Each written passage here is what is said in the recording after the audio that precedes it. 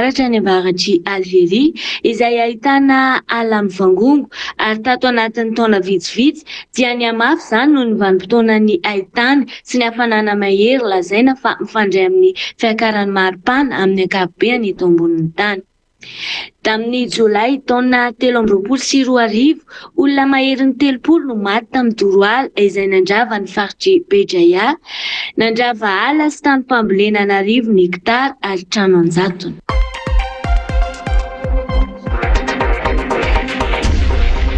RTVHFF nanolotra ho anao teo ny vaovao maneran-tany.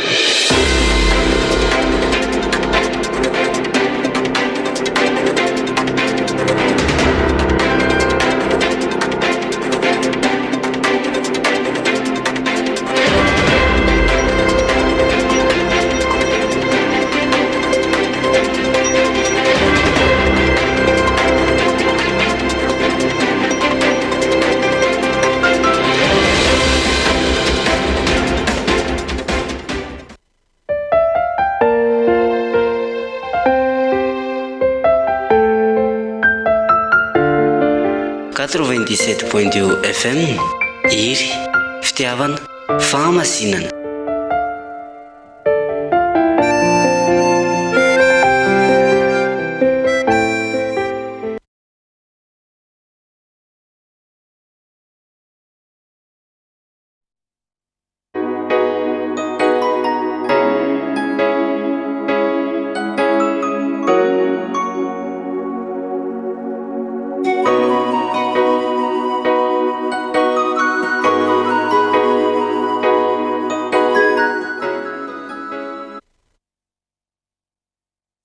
Amin'ny fotoana indray tsika izay azotsika miroso amin'ny toy ny fampianarana larana fa 5:30 ny fampianarantsika indray amin'ny teny ity. Mandroso tao tokantranonao ny ambassadeur François Ziadia Elia. Avy atrantsika dia hiaraka hivavaka indray hamitaka ny teny eo am-pelatanan'ilay avo indrindra ny anaran'izao rehetrarehetra izao ny any amin'ny lanitra ambony ny lanitra lanitra ary ny ety antany sy rehetra momba an'izany ary hivavaka antsika.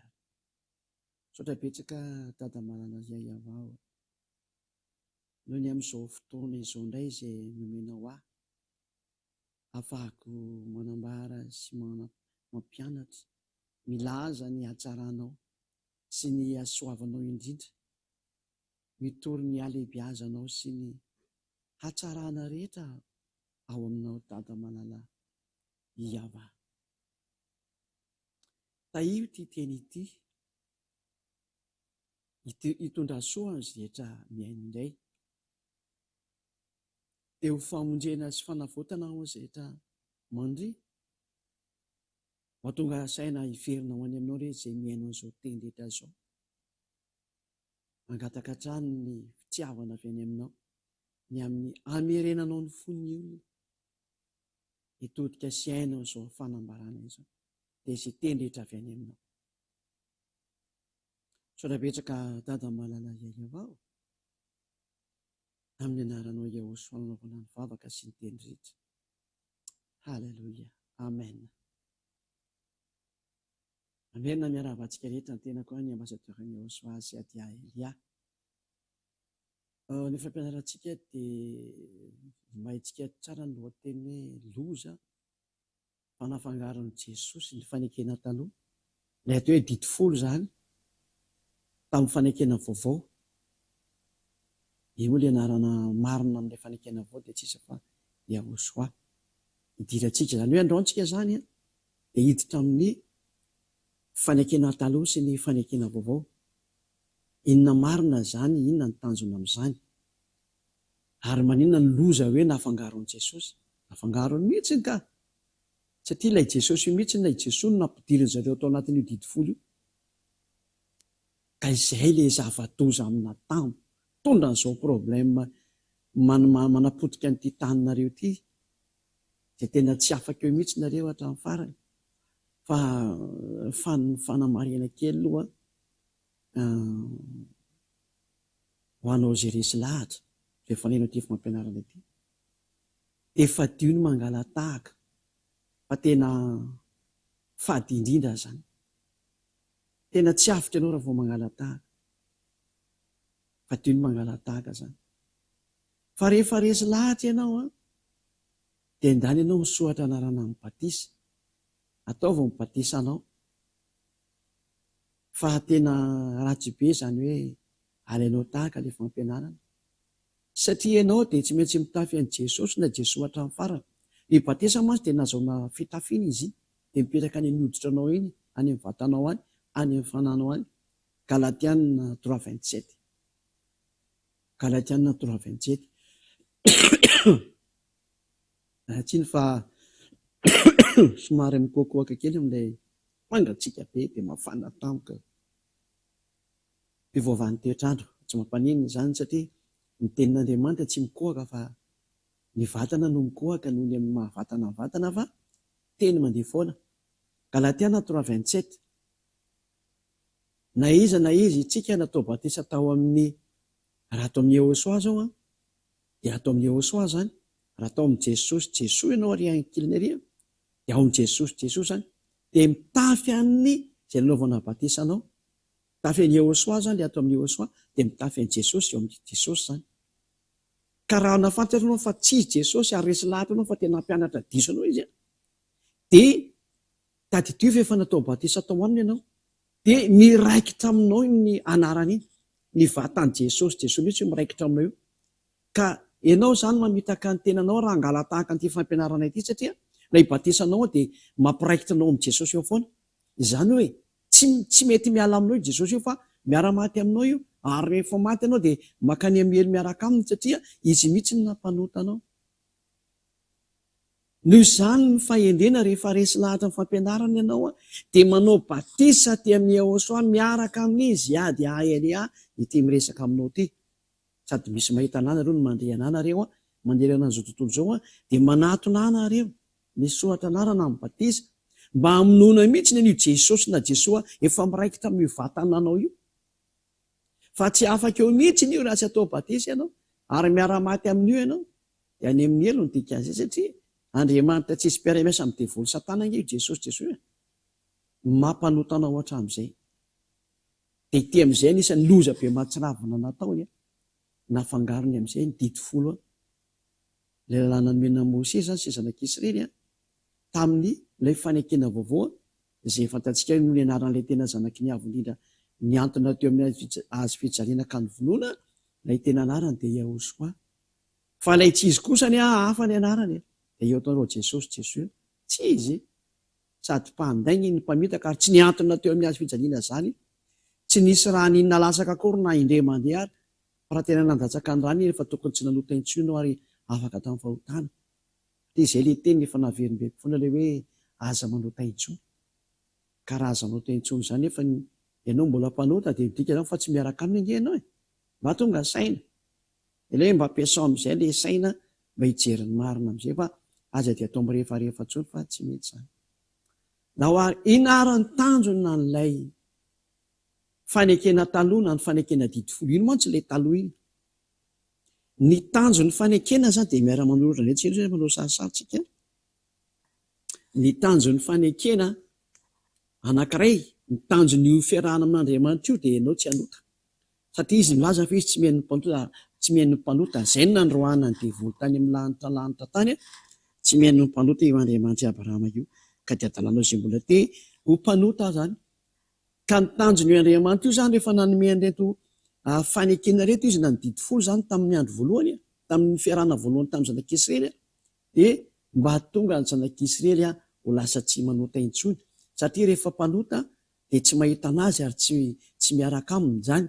Isaia 59:2, Isaia 59:2, eto ny tanany avatsy fo efa mahavonjy ary ny sofiny tsy lali-dalovana fahamary, fa ny helokareo ny hevitra mampisaraka anareo n'Andriamanitra nareo ary ny fahotanareo no mampiafina ny tavany aminareo, ka dia tsy mihaino izy.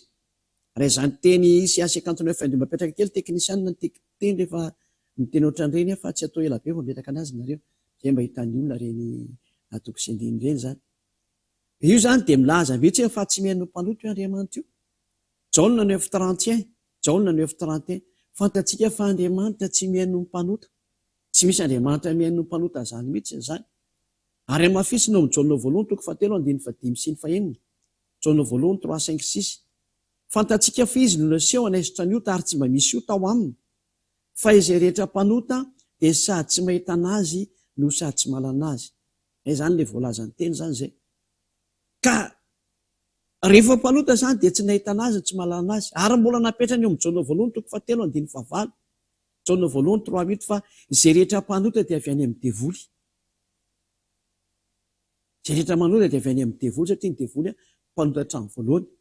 Ka tsy mihaino an'ilay mpanota mihitsy io Andriamanitra io.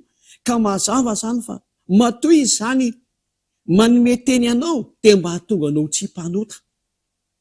Ary zany ilazako hoe ny ahafantarana an'io Andriamanitra Abrahama io amin'ny ty anarana be dia be fa navoakanareo olombelona ty mantsy avy any aminareo mpanota anie io anarana avoakanareo e. Tsy misy Andriamanitra marina voaka ny vavanareo zany. Fa ny Andriamanitra Abrahama tena marina dia ilay mahatonga ny olona tsy manota ny tanjona, ny anarany dia navoaka ny tsy mpanota avy any aminy. Elia zany, Ziady Elia. Ary izay niaraka tamin'ny Ziady Elia dia Elia dia tsy nanota intsony. Zany no porofo fa tena amin'ny alalan'ny vavany Ziady Elia ny voazany Andriamanitra marina izany. Fa tsy avy any aminareo mpanotareo mihitsy. Ary Ziady Elia namoaka ilay anarana marina Iava, izay mahatonga ny olona tsy manota intsony rehefa tafaraka amin'izany Andriamanitra marina izany. Asa tsy manota intsony. Ary eto moa za dia efa anindry mafy ihany rehefa kelikely ao ilay hoe io Andriamanitra io tsy maintsy tsy azo tonoina ny anarany. Io zany dia aza manontony ny anarany Andriamanitra io. Ny mpanota tsy mahazo nono ny anarany izay dia marina mihitsy izay. Fa vana mpanota ve ivoany anarany io Andriamanitra masina sy marina io, tsy mahazo avoaka ny vavanareo zany. Fa raha Elia kosa ny tena mahavita mamoaka an'ilay anarana ary afaka miantso ilay anarana. Ao anatin'ny bokinareo ireo hoe fa izay miantso anarany avany no vonjena nge. Ngao tsy anatin'ny bokinareo zany. Ndao kiavatsika aloha izay teknisiana. Ndao tsika aloha jery an'izay teny izay miantso anarany avany no vonjena. Somary jery kely an'izay tsika aloha. Izao misy an'iny.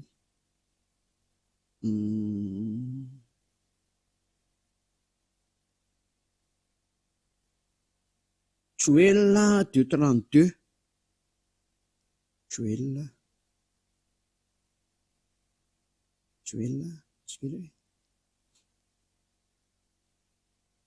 Amariko an'ilay olona miteny hoe tsy azo atsony anaran'io Andriamanitra io nareo mpanotako.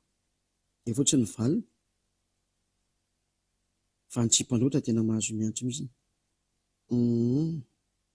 Amosa 3, Joël 3 ohatra ny amin'ny teny gasy.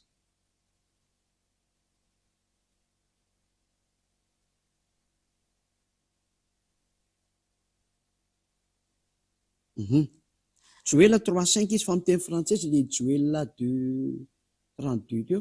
Fa amin'ny teny frantsay izy Joël 3:5 zany. Joël 3:5. Ary nazovo ny antso ny anarany ava dia ho afa mandositra izy.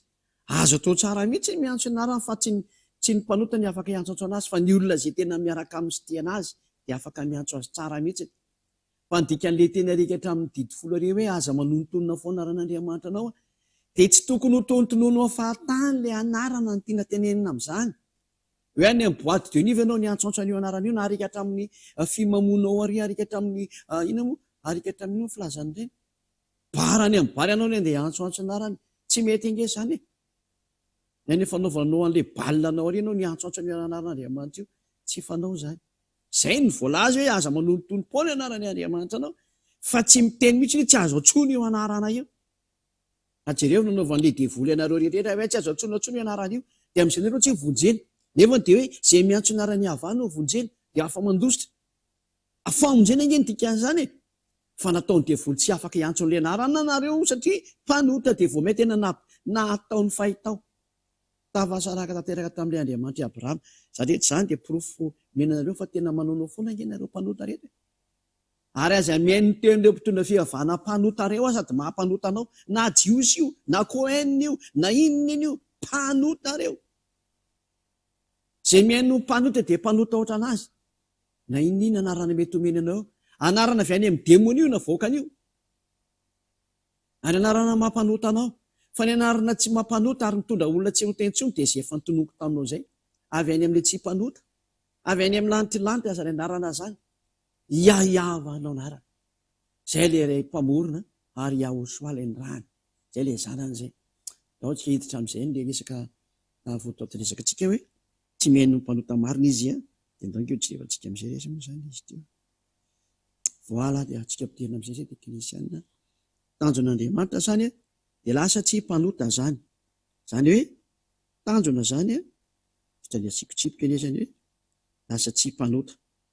Objectif zany dia zay tsy mpanota. Noho ny amin'ireo tenin'Andriamanitra efa vita benoko anareo teo zany. Dia tao anatin'izany tanjona lasa tsy mpanota izany, tsy mpanota somary kelikely moa zany le tableau dia sy hoe raha tsika miafiafy eny. Dia nanomen'le didifolo amin'izay, izay ny antony nanomezana didifolo mba hahatonga le olona mba ho tsara zany fa tsy hoe tena ho tsara moa zany. Io zany le didifolo io dia 10. Nomena ny zanak'Israely ny didifolo zany. Io ny atao hoe fanekena voalohany na fanekena taloha. FV zany fanekena voalohany na fanekena taloha FT. Io zany atao hoe fanekena nomena ny zanak'Israely. Io ilay voalaza tao amin'ny Exodosy petrakatsika daholo izy zany dia sady mandray antsoratra hoe Exodosy mipetraka eto ny toko sy ny dininy Exodosy 19 3 ka hatramin'ny 5. Io Exodosy 19 3 ka hatramin'ny 5 io zany no milaza fa natokana ho an'ny zanak'Israely izy io. Exodosy 19 3 ka hatramin'ny 5 natokana ho an'ny zanak'Israely izy io. Ary namafisina ao amin'ny Salamo 147 19 20 dia soratako eto ihany koa zany. Salamo 147 19 dia ny 20. Io zany dia manamafy fa natokana ho an'ny zanak'Israely mihitsy izy io. Laza miteny amin'ny Ekôpy izy ary didiny sy fitsipiny tamin'ny Israely. Tsy nanao toy izany tamin'izay firena hafa izy ary ny fitsipiny tsy mba fantatr'ireo. Zany hoe tena natokana ho an'ny zanak'Israely irery ihany io lalàna io zany. Mazava be mihitsy izay teny izay hoe ambarao amin'ny zanak'Israely sy amin'ny taranak'i Jakôba ty teny ity. Zany hoe rehefa taranak'Israel zany na taranak'i Jakôba ary zanak'Israel ka Israel moa tsy izy fa Jakôba ihany. Dia reo ihany no mahazo mitandrina an'io. Reo ihany no mahazo mitandrina an'io zany araka an'izay voalaza teo izay ndrasy angamba ty amboary kely regliana malaka maty le izy zany. Dia manjary lasa sairana mamerimberina ny écran. Daso aloha.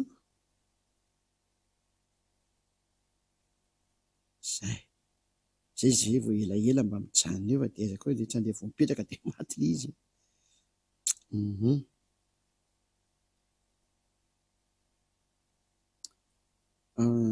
Aiza moa zany? Aiza misy fireglena an'ity hoe atoato hoe tsy.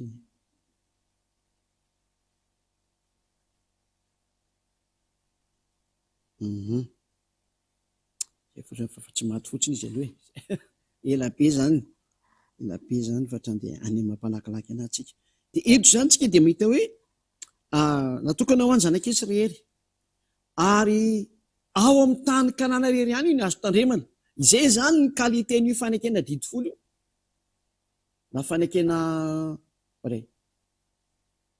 voalohany fanekena voalohany zany ataoko hoe aleo ataontsika hoe 1 fa dia misy mamaky hoe vovô FV1 fanekena voalohany zany 1 na fanekena taloha na fanekena didifolo zany F10 zany tao aloha filazana azy zany fanekena didifolo zay natokana ho an'ny zanak'Israely dia rehefa avy eo indray tsika toy izay tsika any le teny dia ao Israel irery ihany ny azo tandremana.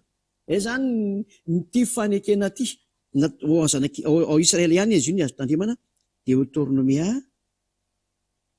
9:1 ary apitsika ny Deutéronomia 9:1 hoe ity zany ny teny mandrafitra an'io didifolo io. Zany hoe izao didy izao dia nomenanao ry Israelianina mba arahanao ao amin'ny tany izay nomenanao lovanao amin'ny andro rehetra iainanao teo ambonin'ny tany. Izany hoe tsy azonao entina ny Fransa, tsy azonao entina ny Angletera, tsy azonao entina ny Amerika, na ny Madagasikara na ny Japon, fa Raha manao an'izany ianao dia tena mpanota ary mpandika lalàna ary mitsipy makany amin'ny elo. Dia mihitsy ny lalàna izay tsy azonao tao izany miditra ao anatin'io, fa fanekena io ary misy didy ao anatin'io araka ny boky eo amin'ny Deutéronomia 4:2 ataoko ngeda be eto. Deutéronomia 4:2 dia izao ilay voalaza hoe aza ampianareo ny teny dia aza ny esoranareo ny teny. Asiako kadra maitsomaitso mihitsy izy ho hitanareo rehetrarehetra hoe io teny io izany dia tsy azo anampiana, tsy azo ny esorana. Izany hoe natokana ho an'ny zanak'Israely izy io dia tsy azonao idirana. Ary izao tonga vao vakiana ilay didy folo dia izao hoe izao ny havahan'Andriamanitra izay nitondra anao niala avy tao amin'ny tany Egipta tao amin'ny trano nandevozana. Dia ahoana moa izany mampitombona an'izany teny izany tokoa raha aminao? Satria lasa mampandainga an'Andriamanitra ny izy ary n'Andriamanitra aza mandainga raha ohatra ka hoe nanome anao hafafirenana io, satria ilay teny tsy azo anampiana, tsy azo esorana. Nao ngevaka itsika ilay teny, nao ngevaka itsika teny izay ao amin'ny bokin'ny Exodosy, Exodosy 20, nao ngevaka itsika ilay didy folo hoe mety aminao tokoa ve izany ty teny ty? Exodosy 20 nge mba avoakatsika eo teknisiana zay.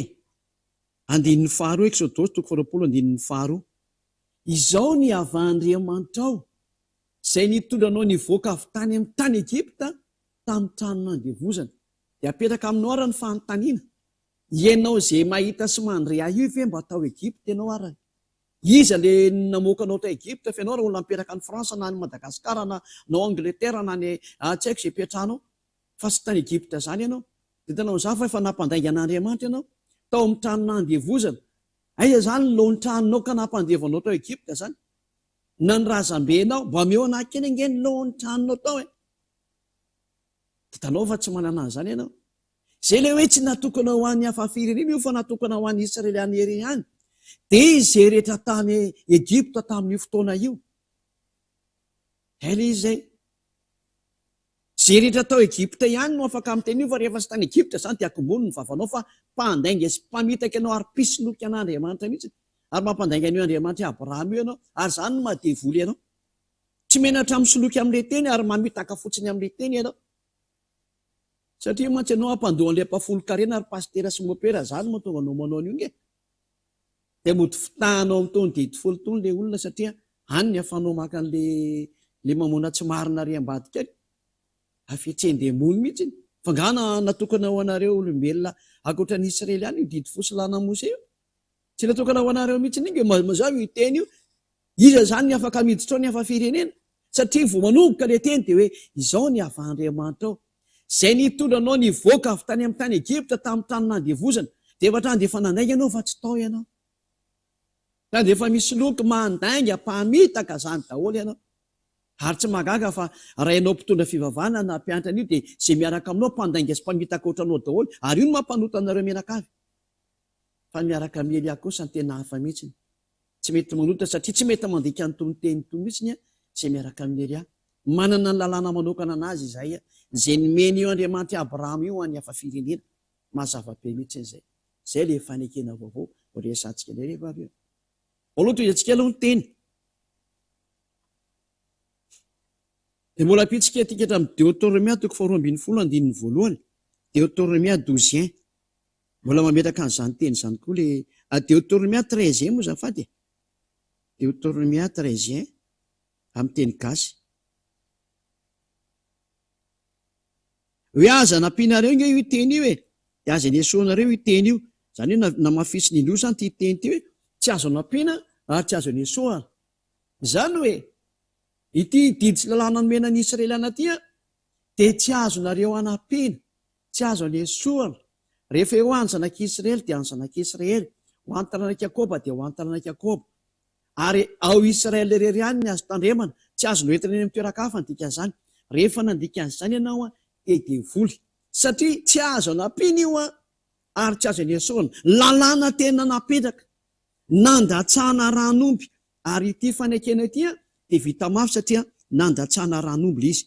Dia soratantsika eto izany ilay boky eo amin'ny Exodosy 4:20. Nge avaka itsika izay teny izay fa nandatsahana ranomby izy io rehefa vita izany fampahafantarana izany tamin'ny olona izany.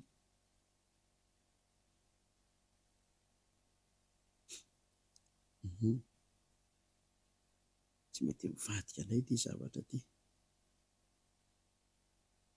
Exodosy 24 andininy fahatelo no nanomboka makitsika anazy, manomboka amin'ny 3 dia tonga Mose ka Exodosy 24 manomboka amin'ny 3 ka hatramin'ny 8 dia tonga Mose ka nanambara tamin'ny olona ny teny rehetra izay nataony avà sy ny fitsipika rehetra rehetra. Dia namaly indray mirentina ara ny olona rehetra ka nanao hoe izay rehetra ny teny rehetra izay nolazainy avà dia ho ataonay. Ary Mose nanoratra ny teny rehetra nataony avà dia ny fomaraina koa izy ka nanorina altara teo ambodin'ny tendrombohitra sy tsangam-bato 12 araka ny firenen'i Israely 12. Ary ny jatofy tamin'ny zanak'Israely ny rahany dia nitondra fanatitra hodorana ireo ka namono vatotsombolaty ao fanaty-piavahana ho any avà. Dia misy zany ilay vatotsombolaty dia ny vonoany zareo zany izy io natao fanaty-piavahana. Ary nalain'ny Mose ny atsasaky ny raka nataony teo anatin'ny lovia, ary ny atsasaky ny raka kosa dia natopony teo amin'ny altara. Dia naka ny boky ny fanekena izy ka namaky teny teo anatrehan'ny olona. Lasa boky ny fanekena zany ilay nosoratan'i Mose teo. Ary hoy ny olona izay rehetra nolazainy avà dia ho ataonay sy hoekenay. 9. Dia nalain'ny Mose ara ny raka natopony tamin'ny olona. Dia hoy izy, indro ny raha ny fanekena izay nataony avà taminareo ny amin'izany teny rehetra zany. Zay. Any hoe sady nafafy tany amin'ny olona zany izy nalefa tao amin'ilay boky ny dikan'izany. Dia hoe indro ny raha ny fanekena izay nataony avà taminareo ny amin'izany teny rehetra izany. Mazava zany izay teny izay ho antsika rehetra izay mihaino sy nandre ny fampianarana teo fa tena vita mafy fanekena io, nandatsahana ranomby ny fanekena teo amin'ny atrehan'ny Mose sy ny zanak'Israely teo anatrehan'ny dada Yahva. Vita mafy io fanekena io, tsy azo anapino io fanekena io, tsy azo ny esorana io fanekena io. Ny fanaovana tamin'ny Andriamanitra Abrahama Yahva tamin'ny zanak'Israely tamin'ny alalan'i Mose izay efa nisan'ny Israely anay koa. Izany hoe natao didy ho an'ny zanak'Israely ary tsy afaka miala eo zareo. Raha vao mitandrina ny didy 10 izy dia efa io ray manontolo io 3,900 nisan'io lalàna io. 613 loa io zany ozany rehefa nanisana azy. Ka amintsika rehetra izay efa mandray amin'izao zany dia tadidio tsara fa tsy azonao kiteny ao anatiny io, tsy azonao anapinina ny teny ao anatiny io, fa didiny avandriamanitra natokana ho an'ny zanak'Israely rery, ireo izay andevy tany Egypta dia izy sy ny taranany natokana ho an'ny zanak'Israely, ary ao amin'ny tany Israely rery io no azo tandremana, tsy mahazonao entina mivoaka tao fa ny tena mipetraka nefa ty nataonareo ty. Eny ty fantian-dalàna nataonao ty iny. Dia nahenao izao teny izao ny sasany dia avy hatrany dia nangalatra an'ilay ty fampianarana ty dia nanova. Dia tsika koa fa tsy mitandrina ny lalàna Mose fa mididy folo tandremana ihany. Satria ilay didy folo tao amin'ny seza fiandrian'Andriamanitra, iny efa nazavaiko taminareo iny. Ilay hoe izao ny historan'io teny io natahotra ny zanak'Israely rehefa nandeha ilay teny. Ka rehefa natahotra izy dia izy ihany no teny hoe aza atao amin'ny teny aminay intsony io Andriamanitra io. Fa aleo hijanona, fa ndany ianao miakatra any dia mihaino izay. Ka ny zanak'Israely nangataka an'ilay izy dia neken'Andriamanitra ilay izy. Ka rehefa neken'Andriamanitra dia nampiarin'Andriamanitra ny teny. Fa tsy hoe koa ny nijanona teo amin'ny folo io, no hoe ny folo ihany no avy any aminazy fa ny sisa tsy avy any aminazy. No. Ny teny dia 3,900 ny total. Fa ny zanak'Israely no natahotra dia tsy nitohy ilay teny, izay ny marina izay. Fa nazavaiko taonareo ka zava-tiditra. Tsy hiverenana intsony. Tena mikoakoaka be. Tsy ilay koaka ny henonao fa ilay teny inoy a. Nahoara, dia toy antsika indray ny teny sy ny fampianarana. Rehefa taty aoriana nefa izay zany ilay totaly be ilay didy folo sy lalàna Mose tandremo azo nampianao dia azo esorana io teny io avoaka antsika ery zany. Tsy azo nampianao tsy azo esorana fa didiny avy Andriamanitra. Io ny teneniko rehefa resy lahatra ianao fa nataony olona tafiditra any amin'ny lalàna devoly ary novonoina ho any amin'ny devoly dia manjosira miala tao ary manatona ny Elia. Manatona ny ziadiany hafa tsy mandeha makany amin'ny mpangalatahaka ny ray ianao. Fa ny batisanao tsy afaka eo mihitsy ane. Izay natonga nanisaka an'ilay batisa tany voalohany. Hoe ianao ty fampianarana ty dia resy lahatra ianao dia indefa hiavinavina ianao dia tsy manatona ny Elia fa andeha tady fiangonana rehetrarehetra any. Nga afaka izany nareo menakavy. Izy ilay anao batisanareo fa ianao no miraikitra. Tsy afaka eo izany ianao. fa tsy maintsy manatona ny ziady ahely anao mbo ho sasana ho afaka amin'io adalanana nampidirina taminao io, dia io agegena nampidirina taminao io, dia io fahotana matsiravina nampidirina taminao io, satria izao nge dita fa fampanoty ianao e. Voapanga ianao tamin'ilay katesisy kely serekile boky ninareo tamin'ny katekomena reny, fa voapanga ny reny inge ianao e. Ianao nandoam-pafoloka ianatra amin'izay nga tsy efa nitandrina didifolo ianao dikan'io, efa miapanga anao daholo nge reny e. Io Jesosy tomponao io, Jesosy tomponao io, izy nge ny nampaonao an'io resaka io, miapanga anao daholo nge reny e. Ary ny batisanao mbola miapanga anao, mitafy an'ilay Andriamanitra tsy izy mamono olo io ianao, ianao no maty ny efa impiry zay. Fa ny aza mba maty amin'izao anao vatra dia any amin'ny elo tokoa anao vao mijanona, mba tonga saina. Dahoary, inona ny zavatra niseho mikasika ny amin'ity didy fosilana Mose ity? Ny zavatra niseho tamin'io dia natesin'Andriamanitra ilay sary, satria niprofiteny zanak'Israely izy. Ka rehefa niprofiteny zanak'Israely resaka fisoroha, satria io ny fanafana ny zareo amin'ny fahotana mantsy io fisorohana io. Manafaka ny fahotana zanak'Israely indray mandeha isa-taona, dia io ny andrasan'izy mianakavy. Manoty izy dia miandry an'io re fotoana anafana ny fahotana io izy.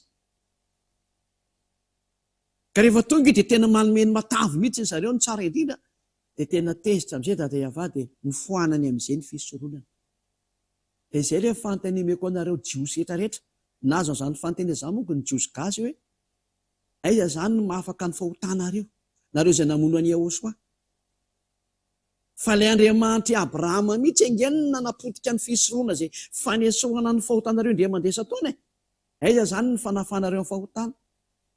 Dia namoaka teny indray moa zareo, tsy tahotra tsy henatra mihitsy hoe milaza fa misy mpaminany ireny namoaka lalàna ho an'ny zareo mba hanafaka ny fahotana. Ary nametrako ny fanontena, iza moa milaza aminareo fa mahafaka ny fahotanareo ty tenina mpaminany ty? Fa nga nareo no fifanekena tamin'ity mpaminany ty, hoe amboary ny molotra anao sy ny karazany. Fanamboarana ny molotra dia tsy midika fa afaka ny fahotana ianao. Fa ny fahotana ny Israelianina dia afaka le amin'ilay indray mandeha isa-taona amin'ny fanaovana fanatitra. Eo afaka itsika le izy ary. Aiza moa izy iny eo amin'ny bokin'ny Léviticus 16 Léviticus 2:20, janao ke avaka itsika ny teny a.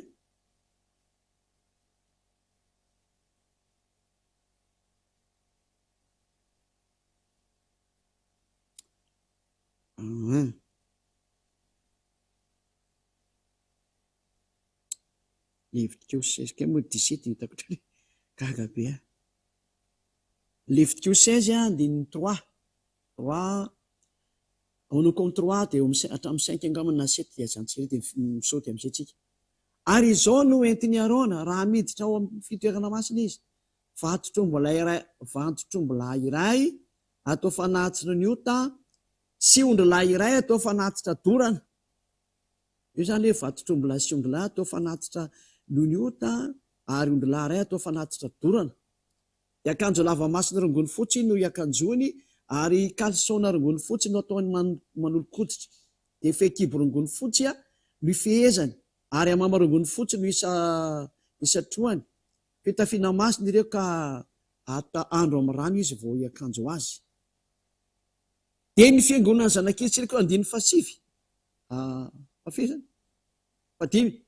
Ary ny fiangonana zanak'Israely dia handraisany ondrilahy osilahy roa zafady, atao fanatitra ny ota, sy ondrilahy iray atao fanatitra dorana.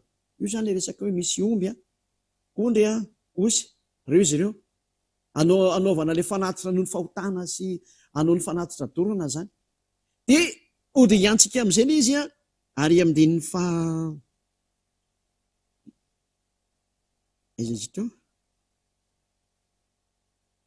andininy fatelopolo vaketsika hatramin'ny 34 indray, 30-34 zany.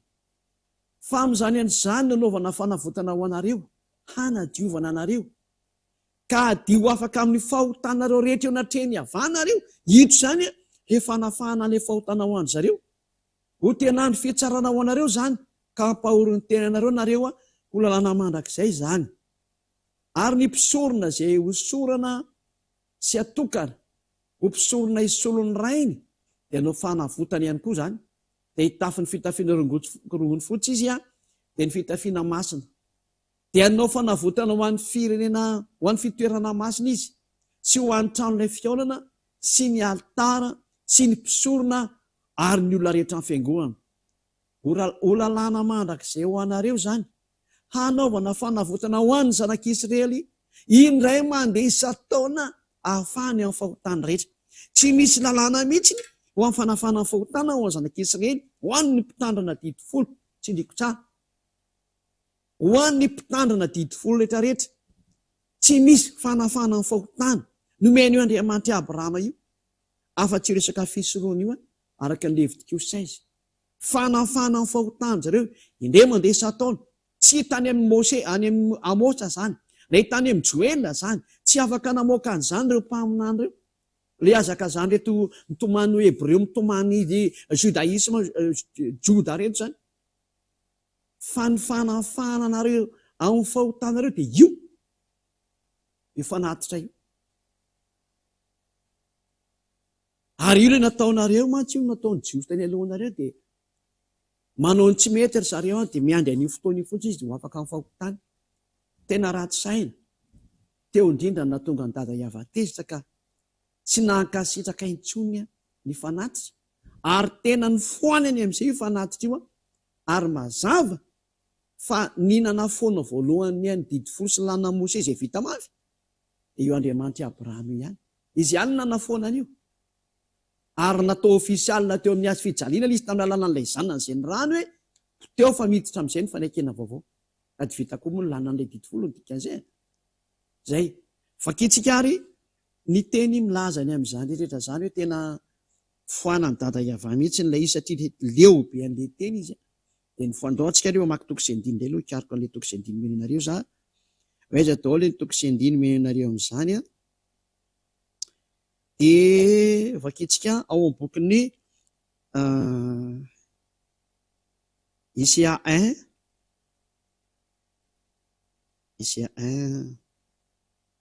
11 ka hatramin'ny 13 ny arany atezerany dada Iava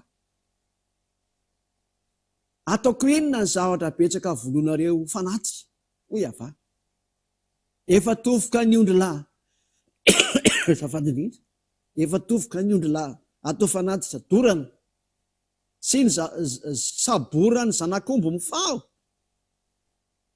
ary tsy sitrako ny rano vatotromby lahy sy ny an'ny zanak'ondry ary ny an'ny osy lahy tena tsy mety aminahitsony reo dao vakitsika ny 12 aravo miseho anatrehako ianareo izy moa no nitady anareo nitsikitsaka ny kianjako aza mitondra fanatiny fa tena 12 io fofona favetavetanamiko zany dia toy satsika ny voaloham-bolana sy ny sabata ary ny fiatsom-piangonana tsy zakako ny fivoriana masinareo paratsina ny voaloham-bolanareo sy ny fotoam-pivavahanareo dia fa halina ny fanahiko mavesatra amiko zany ka sasatra mitondra azy efa tsy mety amiko tsotra ny fivavahanareo eo santsika dia mety misy leo mihitsy ny Andriamanitra Abrahama io tsy mela intsony an'ilay fanaovanareo ny fanatitra io an'leo be an'io za tsy laiko tsony io no zoniny amin'izay moa taty oriana zany hitantsika nanaovany anazy ozona amin'izay no latsaka zany no azay mbola manao an'io novakitsika aloha nytoy n'le teny hoe reotsika daholo ny teny avy any amin'ny dada Iava milaza ny atezehany ny amin'izay rehetra mbola manao an'izany sary zany vakitsika ao amin'ny Jeremia 6:20 Jeremia 6:20 karoatsika kely zay teny zay Jeremia 6:20 aiza le izy ao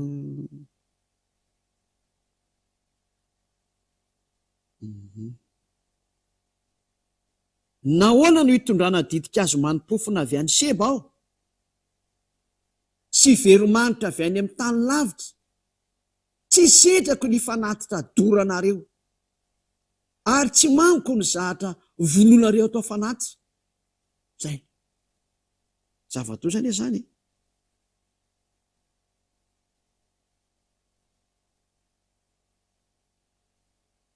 oke vakitsika ny toy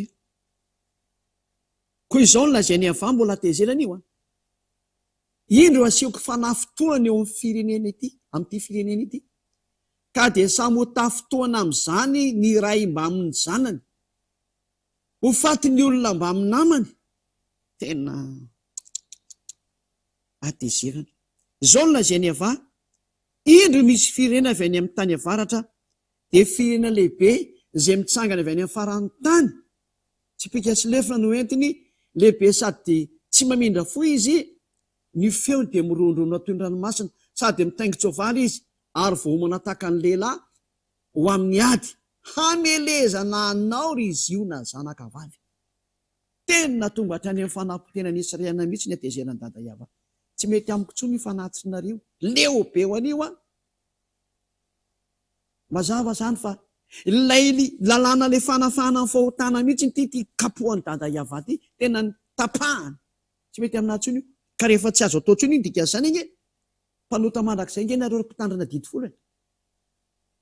Dia io amin'izay le tsy tahotra tsena nalainareo Jesosy tena tsofoka nareo amin'ny plasy io. Tena nefa voavy nampianariko anao hoe tsy azo nampinana, tsy azo niesorana. Iza nampanaonao an'izany fihetsika zany? Gatsy ny vakianao ny Galatiana 3:15, hoe ny fanekena rehefa vita mafy dia tsy fanao ny manatsoaka na manampy an'izany. Galatiana 3:15, ny fanekena rehefa vita mafy dia tsy fanao ny manatsoaka na manampy izany. Na ny olona raha tsy sa manao an'izany fihetsika izany hoe rehefa nisy fifanekena natao ka tena nentina tany amin'ny commune io zavatra io, dia tsy samy kitikitika intsony, fa raha hokitiana dia aleo mihitsy mamerina misy mandrava an'ilay teo dia manao vaovao. Fa mahagaga anahy reto olombelona reto fa makany amin'ny commune mba misy mahay an'izany ihany, fa ny fivavahana zareo tena fivavahana tena mandeha ny mitsizy mihitsy. Fivavahan-demony mihitsy ny fivavahana. Fivavahana mandeha ho azy makany amin'ny fandikan-dalàna, tsy fanarahana teny mihitsy na ny kely aza. Ary nge mampanota anareo, vakio tsara ilay Galatiana 3:15, fa mifanampy amin'ilay Deutéronomia 4:2 sy ny Deutéronomia 13, hoe ny fanekena rehefa vita mafy dia tsy fanao manatsoaka na manampy izany. Tena zava-doza mihitsy ny dahora toy antsika ihany ny teny. Hanamafisana an'ilay hoe manina moa, dia hoe tena tsy mety amin'ny dada Iava intsony ilay fisoronana. Isiaso 66:3, Isiaso 66:3 no jerevantsika indray iza moa misy an'izany. Isaia 66, voilà. Kasika amin'ity fanatitra ty ihany zany rehefa fanafana any zanak'Esely indray mandeha sataonany amin'ny fahotana. Inao nge jerevantsika mihitsy ilay teny ao amin'ny andininy 7. Izay mamono omby dia ohatra ny mamono olona. Zany hita amin'izay ilay oziny ito. Mamono ilay omby ianao fa mitovy mamono olona ianao hoe zany no midika fa tsy mety amin'ny trony ilay fisoronana. Izay mamono omby atao fanatitra dia ohatra ny mamolaka vozona alika. Efa ny any ivelany ny alika. Tovy amin'ny maka alika ianao zany dia olanao ny voziny. Raha mbola mitondratondra fanatitra io zany ianao dia izay mitovy aminao. Izay manatitra fanatitra hohanina dia ohatra ny manatitra rakisoa. Nefa ny ainkisoa zavatra tena tsy fanao amin'ny didy folo sy lanamosi. Fa mitovy amin'ny manatitra rakisoa ianao raha mbola mitondra fanatitra hohanina eo. Zava-doza mihitsy ny ity. Ary izay mandoro didikazo manimpofo ny fanatim-patserovana dia ohatra misaotra ny sampy. Mitovy amin'ny manompo sampy ianao raha ohatra ianao ka mbola manao an'izany fihetsika izany. Teo dia voapirofo mihitsy. Ary mazava be ny teny fa tena tsy neken'ny dada Iava Andriamanitra Abrahama intsony ny fanaovana ny fisoronana, midika izany fa tsisy tsony ny famelan-kely koa ho azy mitandrina ny didy folo sy lalàna Mose izay tsy azo sarahana. Tsika rehefa teo aza nampiana dia aza niesorana ny teny, tsy azo andreo sarasarana izany io dika an'izay. Fa devoly ilay miteny hoe lalàna seremonialy, lalàna kultoraly, lalàna misy hafa koa filazana fa tsy tadidiko tsara, misy ka sarasarana zareo mihitsy ny izy. Avakely ny ten'Andriamanitra amin'ny teny izany raha misy ao. Fa ny voalaza ao dia boky ny fanekena ny voalaza ao ary aza nampiana dia aza niesoana. Tsy aza ireo sarasarana ohatran'izany io teny io. Ny fanekena rehefa vita mafy dia tsy hifanao ny manatsoaka na manampy izany. Ka iny ny teo seremonialy kulturaly zao lalàna moraly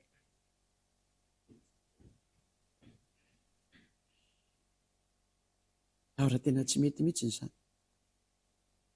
Sady tsy mety ny tsy fanao ny tsy azo atao. Voarara ny lalàna ary ny mpandika lalàna mihitsy dia ny devoly no manasarasaraka ny ohatran'izany. Devoly reny. Atria rehefa ny teny izy aiza ny teny milaza an'izany fa tsy misy an'izany ange ny teny ao hoe contre an'izany ara ny teny ao hoe nisy an'izany hoe lalàna cultural, lalàna cérémonial, lalàna moral, lalàna an'izao. Hoe avara ny tenin'Andriamanitra ny teny an'izany dia sady tsy mahita fa manao bodongerina mamaly fotsiny. Izany no mahadevoly ny devoly izany. Mpamoron-dainga nefa anontaniana amin'izay hoe tsy mahay an'io akory izy. Satria dia hitantsika tsara ao amin'ny boky ny mpanjaka voalohany Mpanjaka voalohany toko 2:7 fao anaty boky iray nge izy io izay misy an'izay mpanjaka voalohany izay.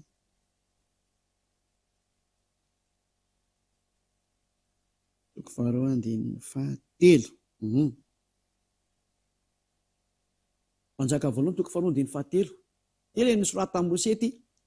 Ary tandremo izay asainy avahandriamanitra ho tandremana, andehananao amin'ny lalany, hitandremanao ny lalany dia ny didiny sy ny fitsipiny ary ny teny vavolombelona. Io izany ilay didy folo io.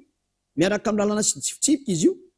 Araka ny voasoratra ao amin'ny lalàn'i Mose, mba hataonao lavorary avokoa izay rehetra hataonao izay rehetra alehanao. Mazava-be izany fa ao anaty boky iray daholo ny teny rehetrarehetra na didy folo na lalàn'i Mose na didy sy ny fitsipika ao anatin'io boky Mose io ary io nandatsahana ranomby. Ilay natao hoe aza nampiana ary aza niesoa. Tsy misy izany lalàna moraly izany ao, na hoe lalàna cérémonialy ao, na lalàna ny culturaly ao. Devoly daholo no teny an'izany fa tsy misy an'izany akory anatin'ny lalàna Mose io. Tsy azo sarahana mihitsy ny didy folo io amin'ny lalàna Mose fa devoly izay nanao an'izany. Ary amin'ilay teny sasany hoe any an-danitra ny didy folo io nge tena any an-danitra mihitsy ny mbola nampandaingan'Andriamanitra fa tsy misy didy folo izany ihany. Araka ny bokin'ny Deutéronomia toko 7. Evaka itsika ity efa namafisina daholo moa tony. Deutéronomia 30 nomboka amin'ny 11.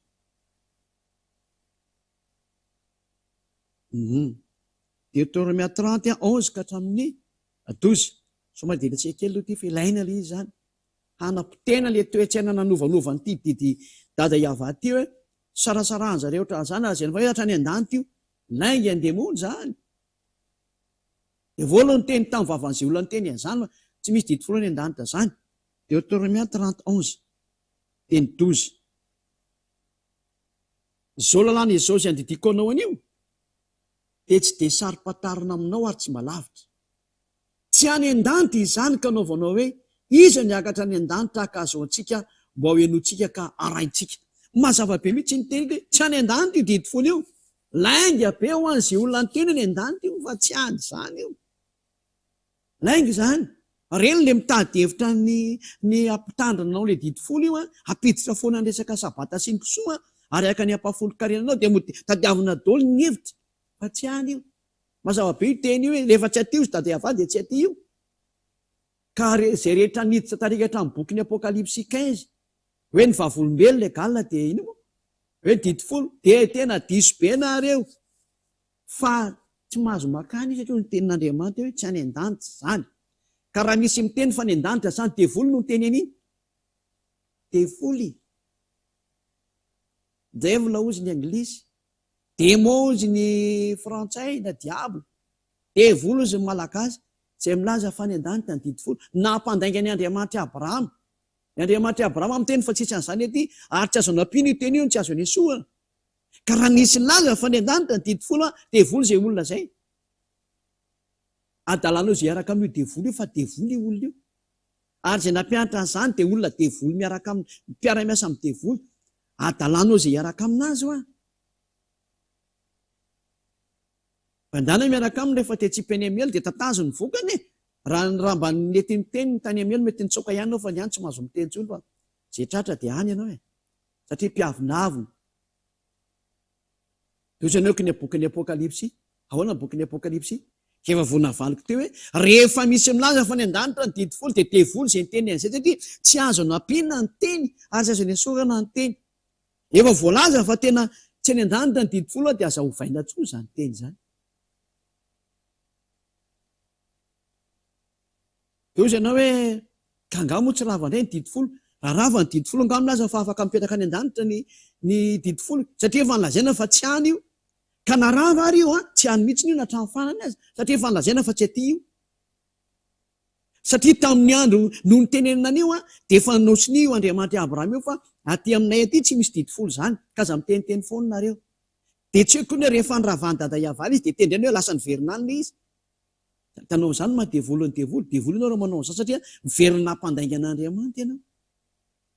Satria tsy mba olo izy ka handaingana zanak'olombelona ka hanenina. Rehefa miteny izy hoe tsy aty dia tsy aty hatramin'ny farany io. Ohatrany hoe mba mia fanazavana kely ary amin'ny Apokalipsa 15 mba hijerevako an'izany teny izany dia tsotra kely ny valiny. Io Apokalipsa 15 io dia tsisy akory ilay vavolombelona ao fa Yehosoa, tsy didy folo izany. Fa nareo no fitahan'ny protestanta tamin'ny adika teny protestanta ery ambany hoe dia ny didy folo. Hoe no voana ny taberna kely ny vavolombelona izy ny protestanta dia nasiany sotra ery ambany hoe dia ny didy folo. Tsy mahalala vavolombelona fa tsy didy folo nareo, izay ny problema nareo. Ndao vakitsikara ny ten'Andriamanitra amin'ny bokin'ny Apokalipsy eto. Apokalipsy ndao nge vakitsika amin'ny teny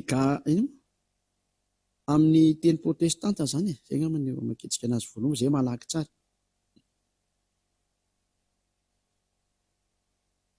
Baiboly katolika romanina dia Apokalipsy atoko voalohany no vakitsika zany. Ato moa narana defatra dia hitsika ny fanambarany Yehosoa izay nomen'Andriamanitra azy mba hanehony amin'ireo mpanompony zavatra tsy maintsy tonga faingana sy nanirahany anjely hampahalalaina ny Jaona mpanompony. Zay. Iza zany ilay mpanao fanambarany Yehosoa zany. Yehosoa zany tia manao fanambarana tia tao an-danitra zany. Dia io fanambarana io no natao amin'ny trano ilay ny fanambarana. Zay ny eo amin'ny Baiboly katolika romanina izay original. Natao tao amin'ny trano ilay ny fanambarana izy io. Zay natao anazy hoe trano ilay ny fanambarana zany. Zay. Taorinan'izany, indro hitako novoana ny tempoly. Nisy ny trano ilay ny fanambarana tany an-danitra. Hitanareo izany? Trano ilay ny fanambarana no voalaza ao. Izany hoe trano ilay fanaovana fanambarana. Ka ilay manao fanambarana dia tsy iza fa Yehosoa, ary Yehosoa ilay vavolombelona resahana. Raha misy izany izay vavolombelona resahana any amin'ny lanitra dia Yehosoa ny vavolombelona any. Araka ny Apokalipsy 3:14 zany. Oke, vakitsika ny Apokalipsy 3:14 zany. Hoe izy ny vavolombelona zany. Manorata koa ny anjelin'ny eglizin'ny Laodisia. Laodisia zany io miteny anankiray. Eglizin'ny Laodisia. Izao no lazainy amenina. Ilay vavolombelona matoky sy marina fototry ny zavaboarin'Andriamanitra. Voalaza eto mihitsy ny samy fa ny vavolombelona raha ao amin'ny bokin'ny Apokalipsy ny resahana dia Yehosoa. Zay ilay vavolombelona any. Fa tsy misy izany hoe ny vavolombelona dia ny didy folo.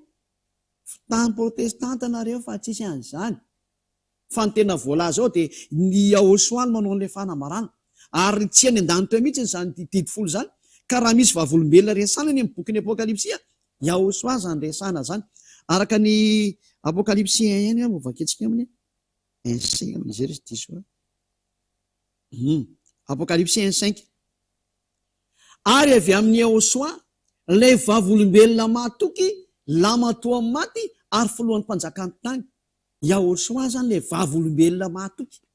Toy efa narana diso napetraka katolika ohatra dia nahitsiko amin'izay izy hoe Yehosoa ny eo. Atony ilay famitaam-bahoaka tony na tonga andrehetrehitra ho lasa mpanota zany. Ka raha misy resaka vavolombelona zany resahana ao bokin'ny Apokalipsy dia tadiova tsy misy didy folo eny amin'ny lanitra ny lanitra any. Fa ny vavolombelona ao dia Yehosoa. Dinareo moa zany fa fitaka ilay hoe didy folo amin'ilay Baiboly katolika, Baiboly protestanta vakiko zay vao vakiko an'izay le ny protestanta zany tenina voanareo ty Apocalypse 15:5. Ary rehefa afaka izany dia nahita aho fa indro novoana ny tempoly dia ny tabernakely ny vavolombelona tany an-danitra. Dia vao nahita vavolombelona nareo dia nasiany protestanta didy folo tery ambany dia niarany jabaka ataonareo ohatran'ireny miaramila diso adresy ireny. Niarana kany amin'tsizy zava-doza amina tambo. Voafitaka ray tanàna na rehetrarehetra, ray fiangonana, ray trano, ray firenena. Voafitaky ny protestanta daholo nareo. Ezany namitaka anareo. Trany dia nataony nandika lalàna nareo menakavy. Ny teny areo tsy any an-danitra ny didy folo, efa nareo ty milaza fa ny an-danitra indray ny didy folo. Iny ty adalana miopapana ty. Tena tsy mba misaina mihitsy ary tsy mandinika mihitsy na ny kely aza. Ohatrany ianao tena ohatra mery fiteny, izay mihitsy ianao voasitrana fa raha tsy zany tsy sitrana zany ianao. Ka rehefa sy tianao ny sitrana dia aza mihaino fa rehefa teo sitrana dia mihaino ny ely. Ny teninay tsy tonga amin'ny fahendrena tahaka nataonareo olombelona namonana rona kany amin'ny ely. Fa ny tenay tsy tamin'ny fanehoana fahendrena olombelona fa tamin'ny fanehoana ny hery sy ny fanahy avy any amin'ny Dada Iava. Mba tsy horehanareo amin'ny fahendren'ny olona fa amin'ny fahendren'Andriamanitra irery ihany. Ary zao ny fahendren'Andriamanitra tahaka an'izao teny ely azy zao, hatrany dia mamonjy sy manafaka anao. Aiza mihaino. Zay dia itoitrantsika ara le teny fa io le navoanareo ny fanambarany Yahosoa izay nomen'Andriamanitra anazy. Le manao fanambarana zany dia Yahosoa. Ary dia novoana ny tempoly dia ny tabernakely ny vavolombelona. Ka tsy izy le vavolombelona fa Yahosoa.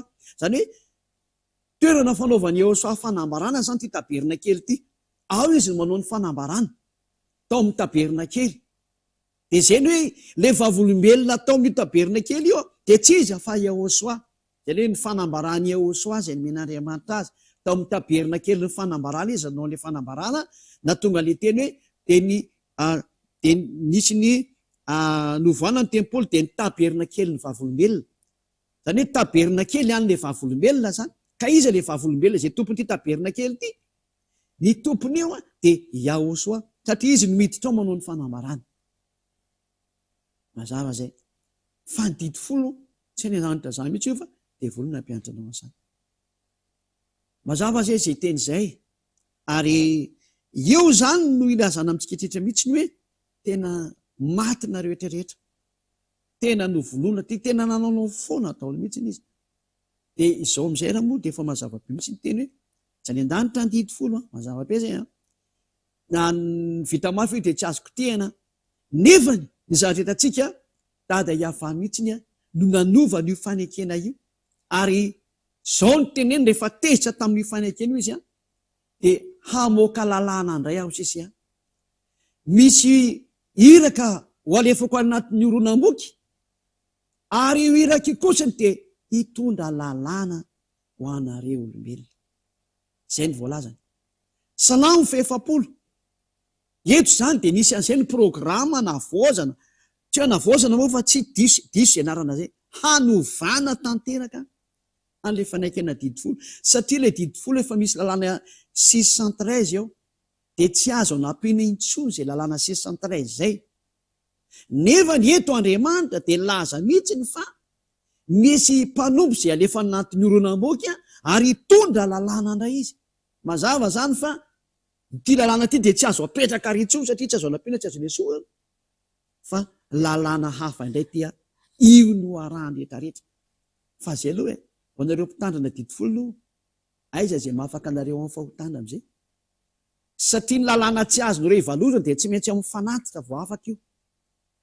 Tsy anareo vao afaka esorina amin'ny fahotana. Tsy mahazo miaraka azaka makany amin'ilay oronam-boky zany nareo. Interdit zany. Tsy azo afangaro ireo zahatra ireo.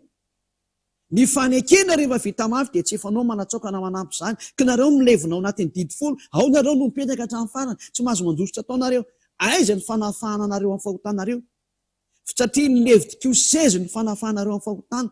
Io anefa n'ilay tsy navelan'ny Dada Iava natao intsony. Ary dia samy mihitsy izy nilaza amin'izay hoe misy tonga ao anatin'ny oronam-boky iraka ny Dada Iava hitondra lalàna indray. Mazava be zany fa tonga ilay lalàna vaovao ao anatin'ny fanekena vaovao satria efa tapona ny lalana makao amin'ny didy folo io tsy misy afaka amin'ny fahotana zay milevinao, zay rehetra mipetraka ao dia miraikitra ao amin'ny fahotana mandrakizay. Zay na tonga ny Eliam teny rehefa resy lahatra manao batisa aty amin'ny Eliam manatona ny ziady Eliava tsy lozana mandositra makany amin'ny vomainy amin'ny devoly indray mandositra ne. Tena misy dia tena tsy mba misaina mihitsy ny teny izy. Zany le avinavina zany. Raha mahafantatra ny famarina dia tsy mety manatona ny marina fa mbola mitady lalana foana. Ka izay vokatry n'ilay vavana tao dia sahirana manatona. Zao manatona rehefa mbola afaka manatona, rehefa tsy mbola niteny ratsy, rehefa tsy mbola nanaratsy satria izay tsy ny afaka manatona zao. Dia manatona ny ziady Elia ty hitanao maso ity. Daoara, avoakako aminao ilay tenin'Andriamanitra mikasika amin'izay aina moa hoe misy lalàna ivoaka indray zany zay tsy mifandray tsony amin'ilay didy fotsy lalàna mosy satria iny tsy azo anampiana, tsy azo nesoa. Hafa indray zany ty ho avy ty. Salamo faefapolo dia ajanoko eto aloha ny dingana voalohany fa hiditra amin'ny dingana faharoa indray tsika zany. Salamo faefapolo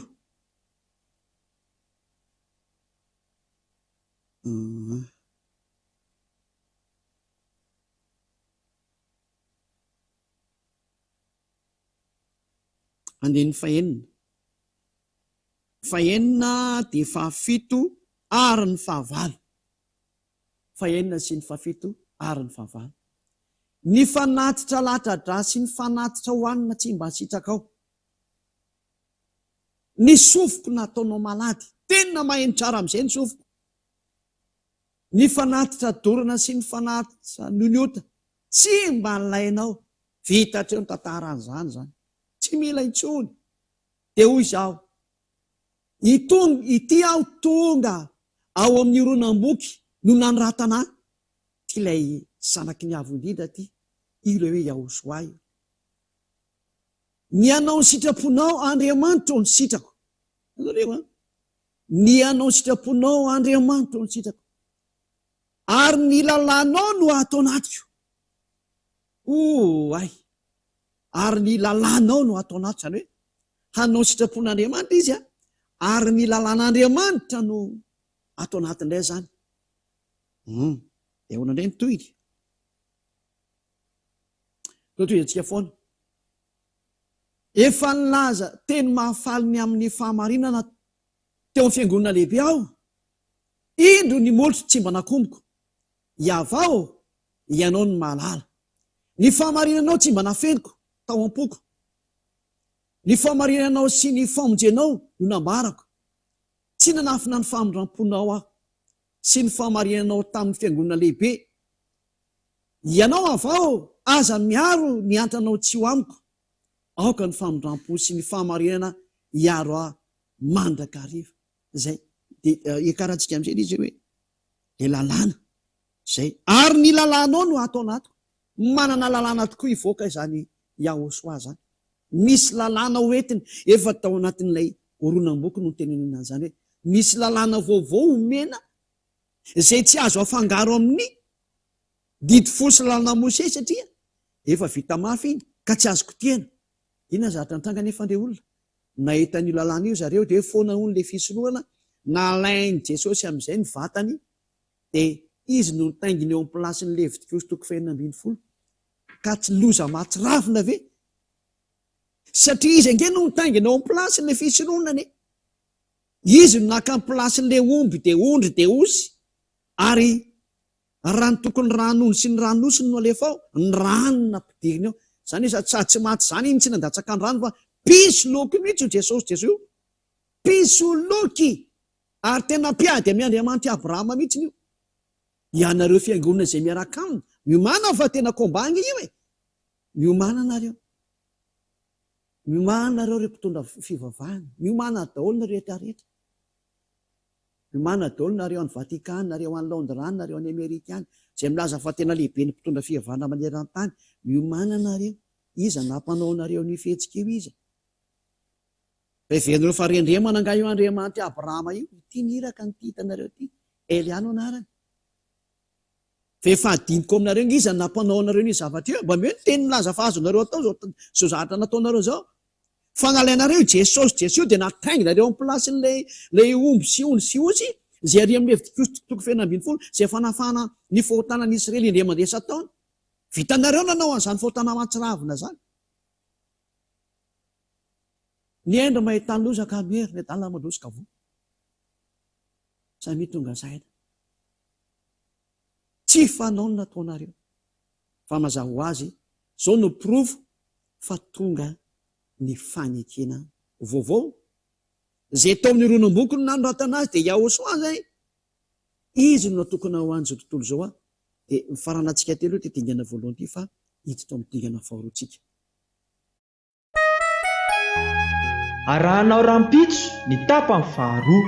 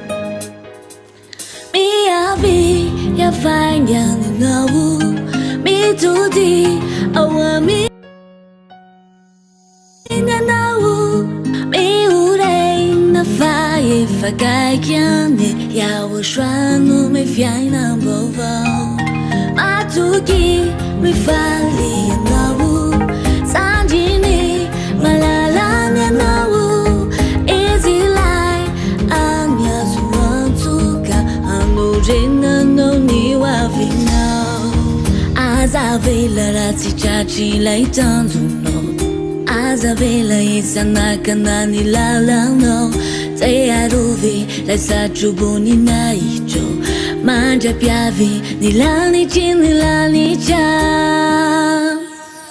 Manantu na yeyano Mia via zade zao Manja su Azamanai fa Ya woshua anja you know Manantu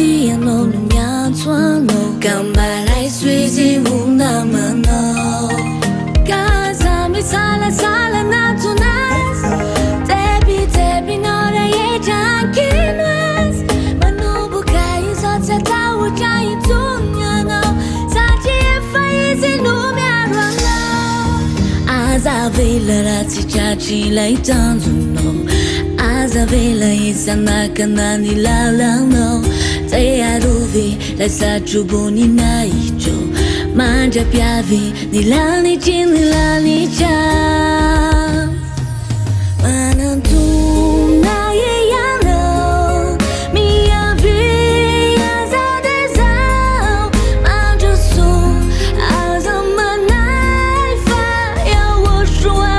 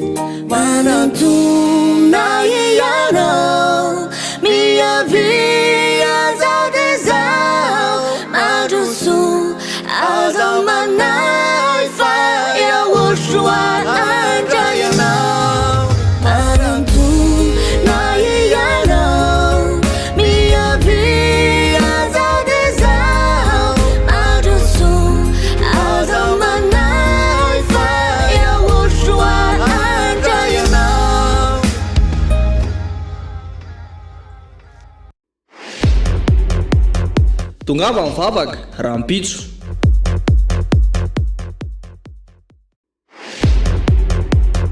Tongava mivavaka raha mpitso.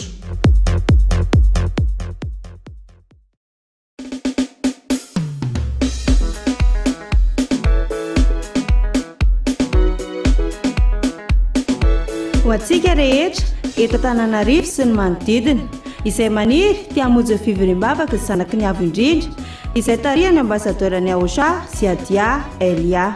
Ny toerana misy ny fivoriam-bavaka ny zanaky ny avo indrindra ary dia ety Ambohidrapeto, faritra Itosy, distrikana Tsimondrano misy azy. Koa ety ara ny toro lalana ho anao.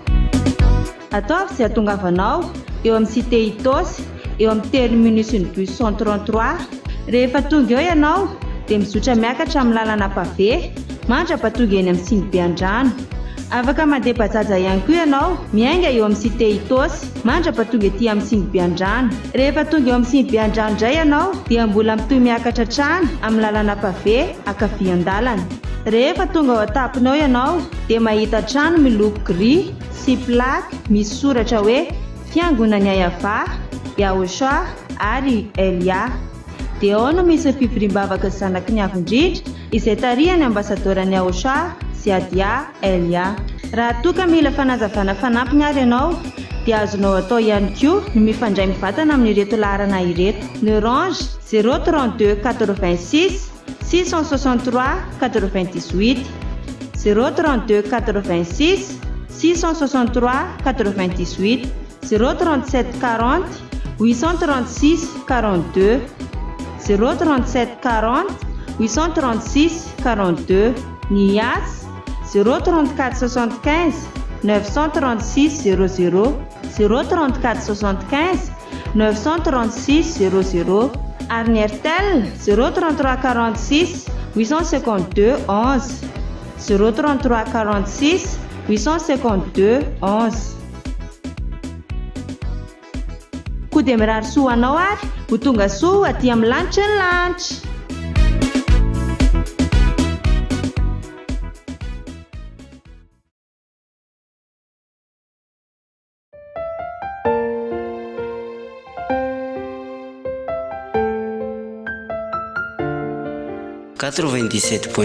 FM Iry fitiavana fahamasinana.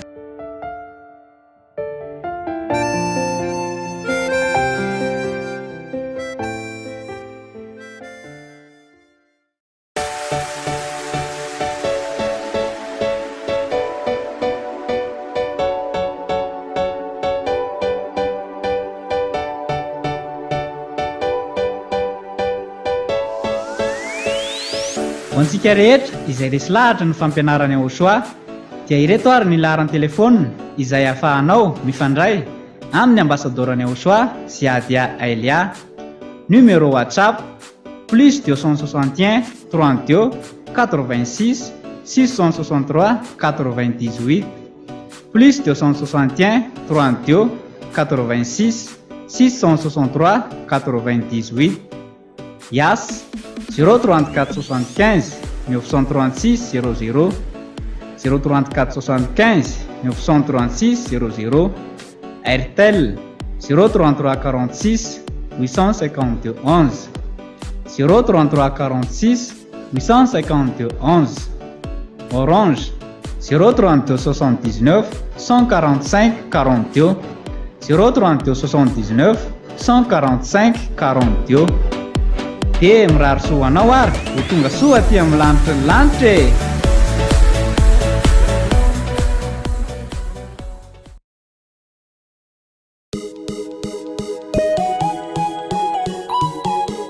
Rato marsa fifaliana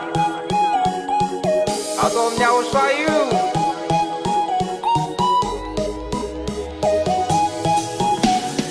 Afalin sy aravon noentinay mankalazanao, inety zay lay nofidin falifaly zay miteranao. Afalin sy aravon noentinay mankalazanao, inety zay lay nofidin falifaly zay miteranao.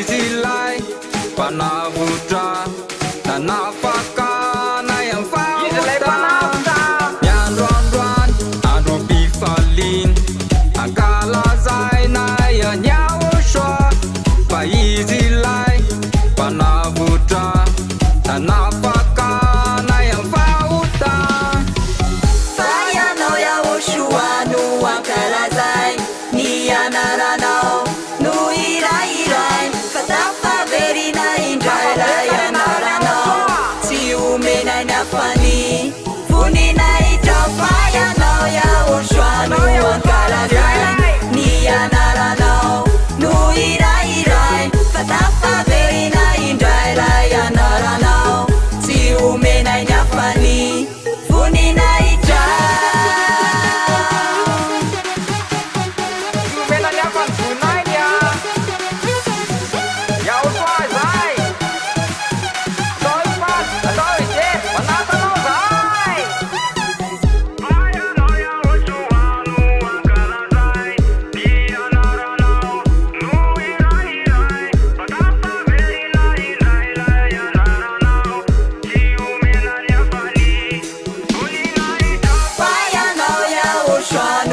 kalazay ny anaranao no irairay fa tafaverina indray lay anaranao tsy omenay ny afany voninay trao tsy omena ny afa ny voninainy a yaosoa io zay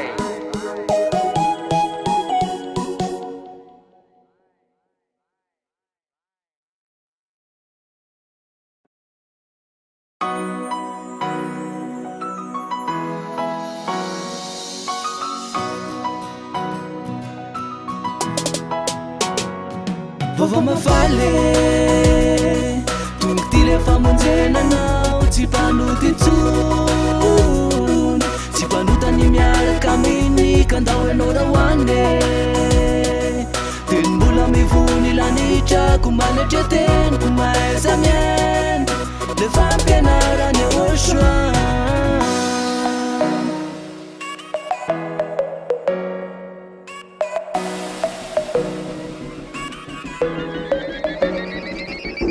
volana ho lavy kilalao mbola hoe tena leony safidy filibana sy mirendry to tsy hitany tsy sapa lefa namangetaheta mitadika maniriko ny lala-pamonjeny favarina ny lalao nanjeny andro lavo nakamamy ty tontolo feno fitaka sy fotaka to tsy hitany tsy sapa fampianarany yaosoa hoe afanono ny hafa sady ambony no ny ambony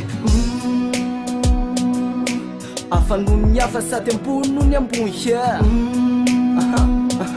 fampianarany yaosoa vovô mafaly tonga ty lefa monjenanao tsy mpanoty intsony tsy mpanotany miaraka aminy kandao ianao rahoane tenombola mivony lanitrako manatra teniko maeza mieny lefa ampianarany yaosoa nenanetsy ananapiry batin'io saintsainy ro mpanota firifiry mitomany miady lahitro fafalon'andriamanitra rangopoy manamarika fa tsiditra ao an-danitra oro madagasikara ianao le voalazy nampara tam'izany nosy andry ny lalany ro malaka sy namako iriko tonga saina le mangetaheta-ndakana maizina potroko mazava miantso anao yaosoa miantso anao miverena ianao aminy miantso anao yaosoa miantso anao miverena ianao tapakevitany androany fa irosany amidinga nary satsy manatahotra anao betsakany aminga nafafika eo daolona ny laingana ny fitaka nahitany yaosoa zana hoana no tsy bitaka velesiko mifity de manaka fanany de soratako ny anarako de manako antinainy tena vonina miasaza fa tsy misangisangy toko tsapany aosotro androanylay fitiavako azy mietana falina ka velao za hitomany netaneta mpandresena ka velao alohany androany mba fantatro ve ny antony lefa vao mafalo hoe na hitany aosho aza na ahoana no tsy faly fa fanahy mitady vonjy ka ahoana mono velako irosy savinavina renony tamin'ny toeraka na orana mitrao na lavitra ny iany tsy maintsy mahita ambasadorany aosho aza alohany androany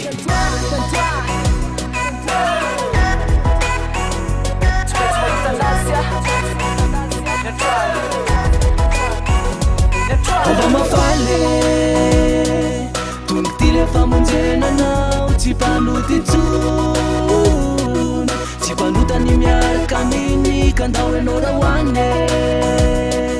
teny mbola mivony lanitrako manetry teniko maiza mieny le fampianarany oshoa ova mafaly tonga ty lefa monjenanao tsy mpanoty tsony tsy mpanotany miaraka aminy ka ndao ianao raha hoany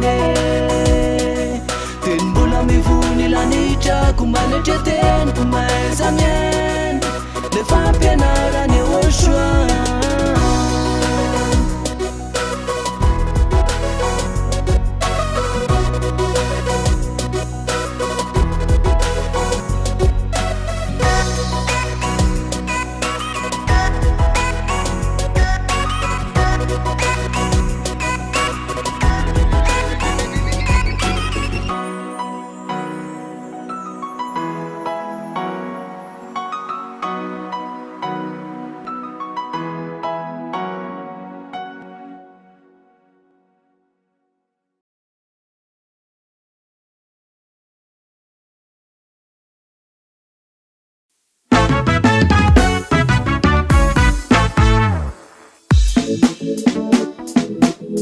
Yahoshua izay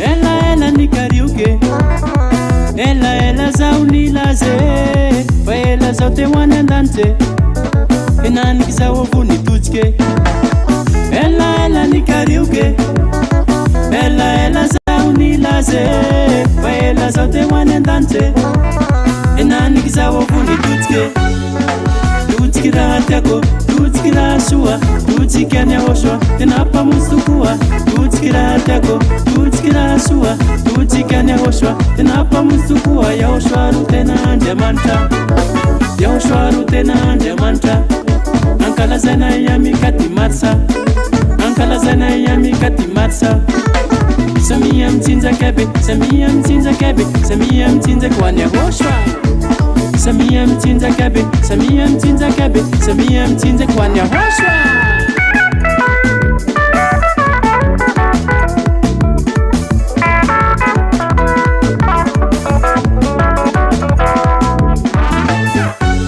Sulu tenany Yahoshua ambony tany ambassadeur any Yahoshua zadia Elia fampianarana moa fa mazava nahita kazy nahitany Yahoshua Sulu tenany Yahoshua ambony tany ambassadeur any Yahoshua zadia Elia fampianarana moa fa mazava nahita kazy nahitany Yahoshua totsiky raha tiako totsiky raha soa totsiky any Yahoshua tena mpamonjy tokoa totsiky raha tiako totsiky raha soa totsiky any Yahoshua tena mpamonjy tokoa Yahoshua ro tena Andriamanitra Yahoshua ro tena Andriamanitra ankalazaina iamikati marsa ankalazaina iamikati marsa Samia mtsinzakabe Samia mtsinzakabe Samia mtsinzaka ho any Yahoshua Samia mtsinzakabe Samia mtsinzakabe Samia mtsinzaka ho any Yahoshua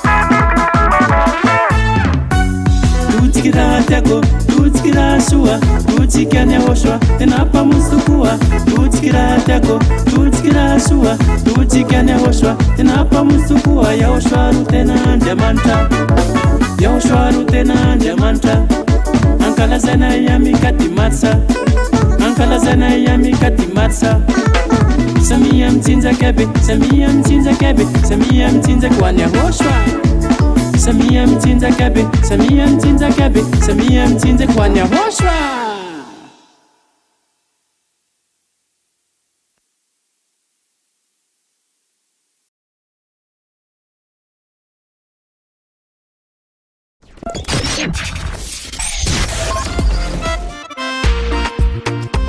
Eo anilanao ihany, eo anilanao hatrany, ny hery, fitiavana, fahamasinana.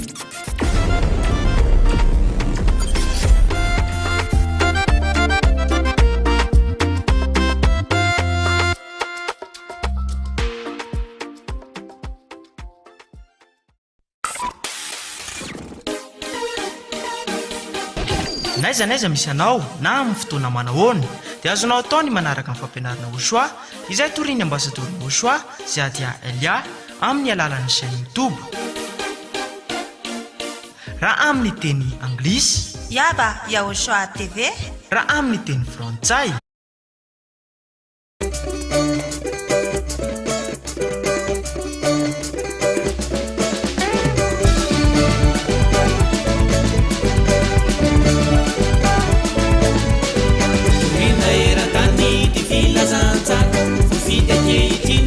Madagasikara nivoany lateny izay mitondra famonjena fampianarany Yahosoa ao anaty fandekena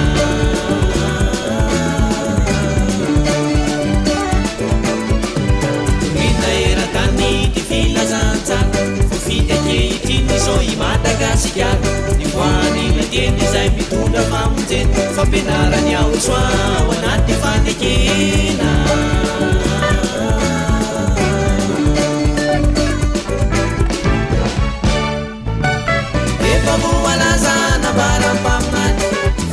sitsika neny any lalana ny Yahosoa utorina eran-tany ankehitriny ho ahy efa mitongy izany efa voalaza nabaram-paminany fanomositsika neny any lalana ny Yahosoa utorina eran-tany ankehitriny ho ahy efa mitongy izany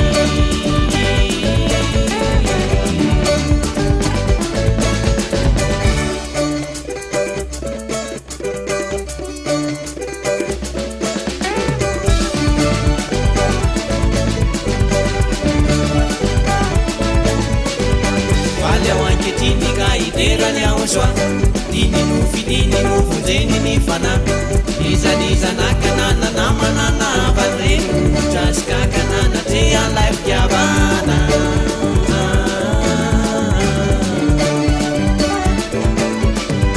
valy ao anketriny ka iterany Yahosoa dini no vonjeny ny fana izanizanakanana namanana vanireny traskakanana tre alay fitiavana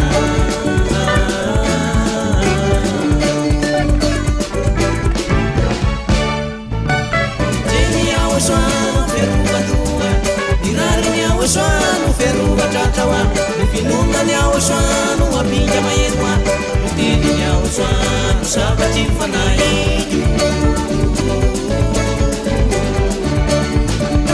jeny Yahosoa no ferovatoa ny rariny Yahosoa no ferovatratrawa ny finonany Yahosoa no apinga maheroa no teniny Yahosoa no savatry mifanahidy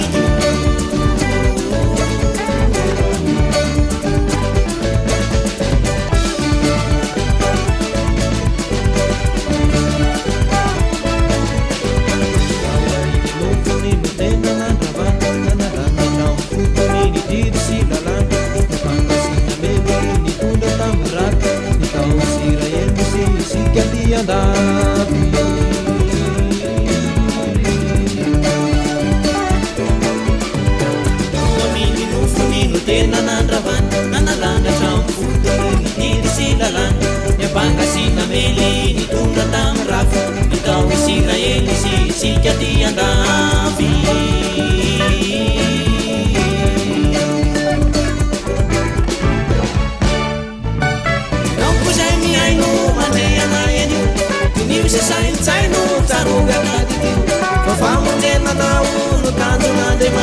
Rapaony evitrao midira ty andanitra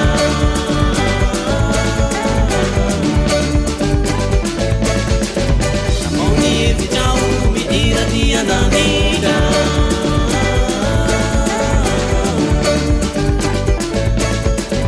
Rapaony evitrao midira ty andanitra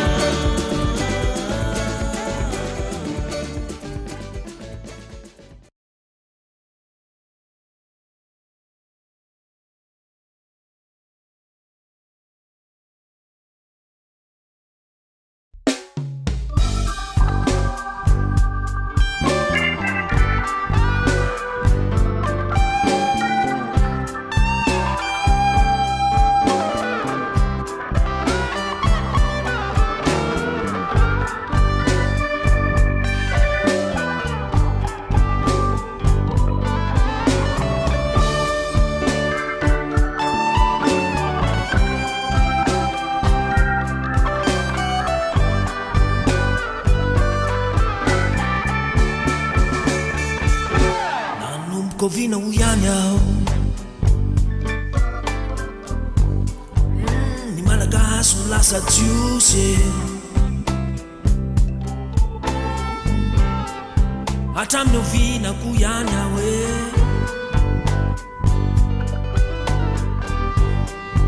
No zanaky Israel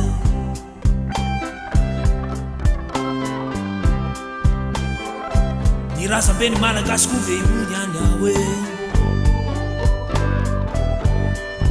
Efa andevo tany Egypte Sa dadabenareo Andriamato Moïse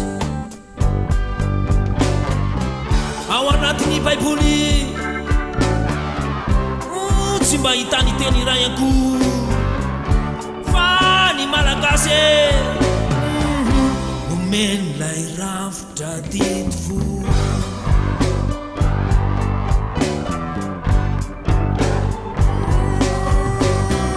Ny teny ny Ahosoa Tsy mba nilaza mihitsy fa Miafa firenene Nomeny lalany Moïse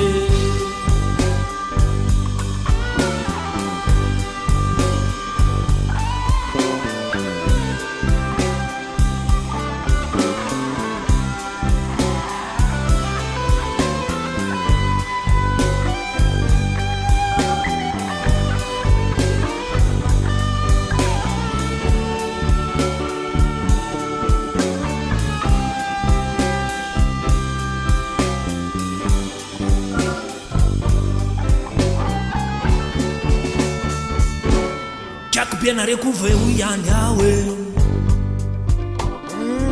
Andriamato Abraham Sa fianakavimbenareo aranofo Isaka sy Yakob Mama benareo kuveu ihany aho Ramatu Sara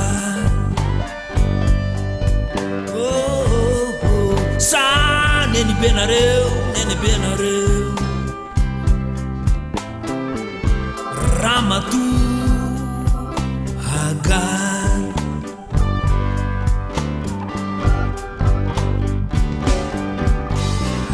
Ao anatin'ny Baiboly Tsy mba hitany teny iray akoho Fa ny malagasy Nomeny lay rafitra didvo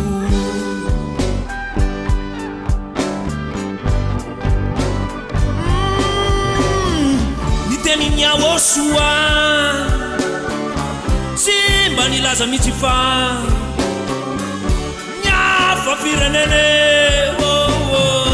Nomeny lalany Moïse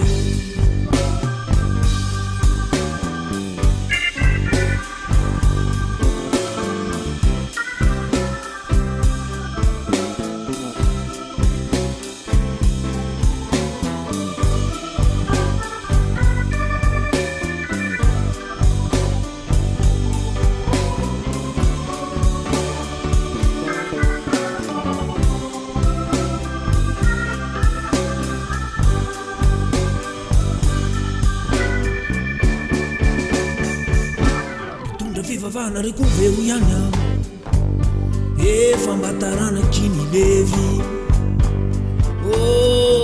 ny fitafiny anaovany azy fitafiny anaovany azy fitafina mandika lalany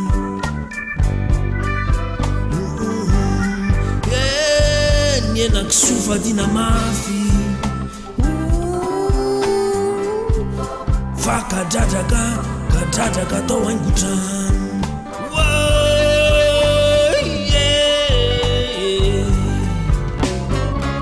ao anatiny baiboly sy mba hitany teny ray anko fa ny malagasy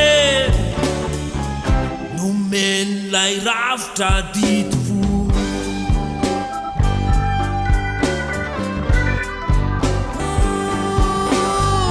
ny teny nyaho soa sy mba nilaza mihitsy fa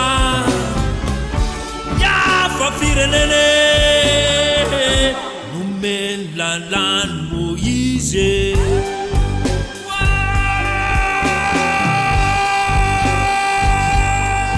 tsy manisy mihitsy tsy manisy mihitsy voasoraty zany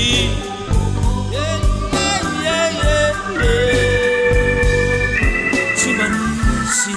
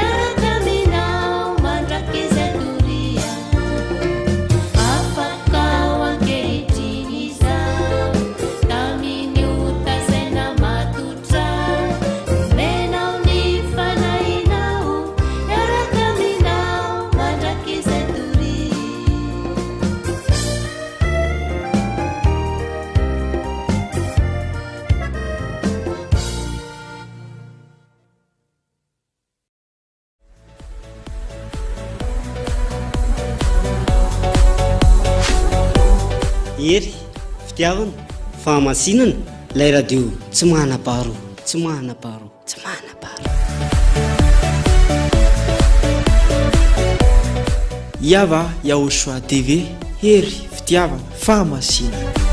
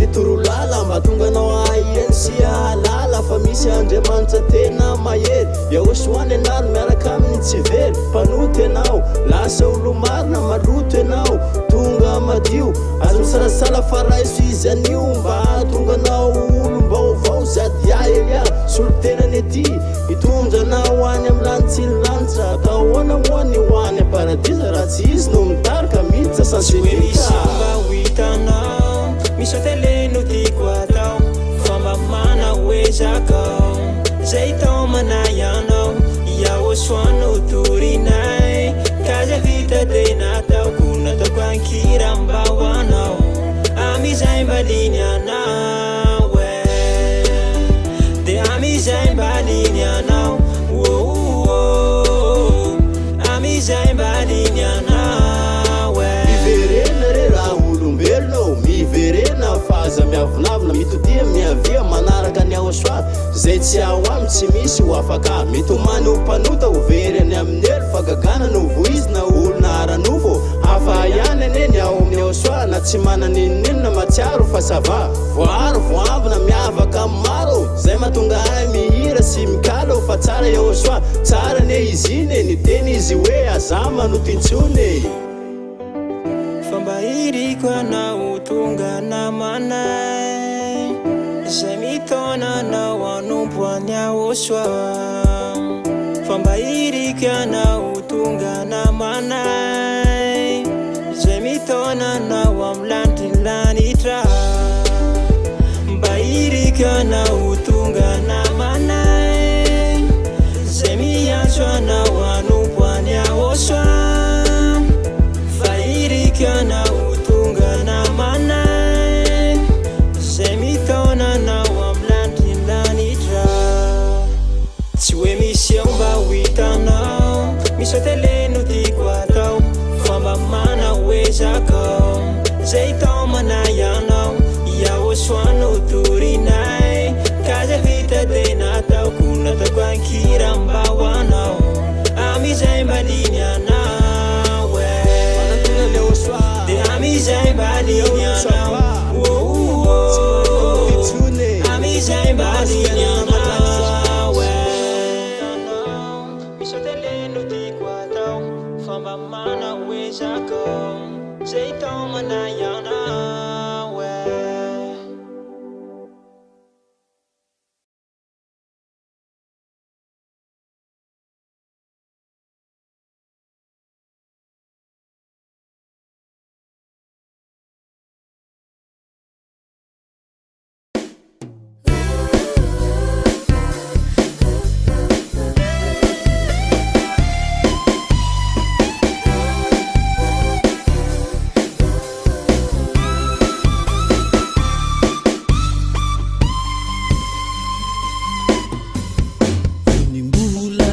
Fantatra ny vavaka tsy tamin'ny Yahosoa fa devoly no namitaka fa hoe izy nono Andriamanitra ny vera sy nankalaza ny anarana tsy fanaja tena koa mbola zaza ka tsy afaka namakafaka manifampi yanarana no afatarana uni marina asauna pasambarana mimiaraka ny Yahosoa isikuti manabaka napanute anao ka mibebaka teura isiny soa matsara kotungaby anao sotetara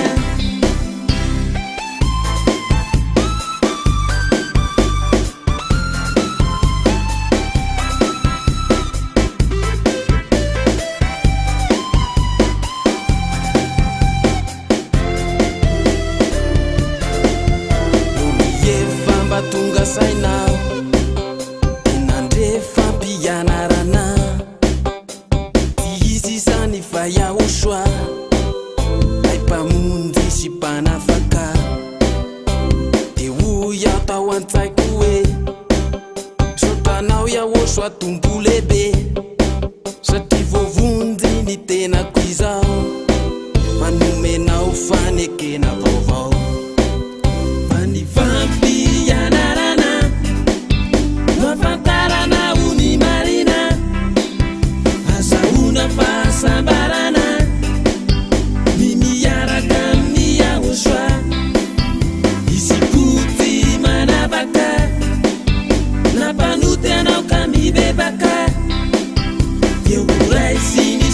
tsara koa tonga vianao sao de tara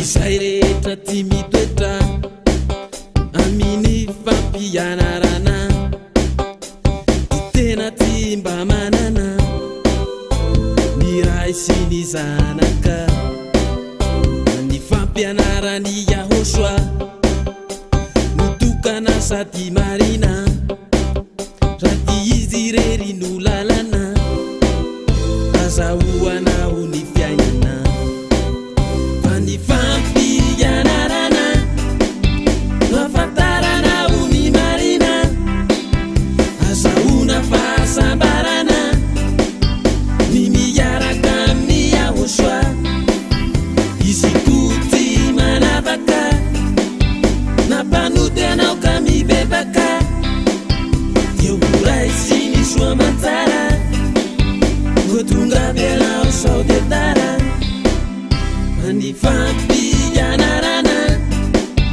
no afantaranao ny marina azahoana fahasambarana ny miaraka amin'ny Yahosoa izy koa ty manavaka nampanoty anao ka mibebaka dia ho ray sy ny soa matsara vo tonga vianao sao de tara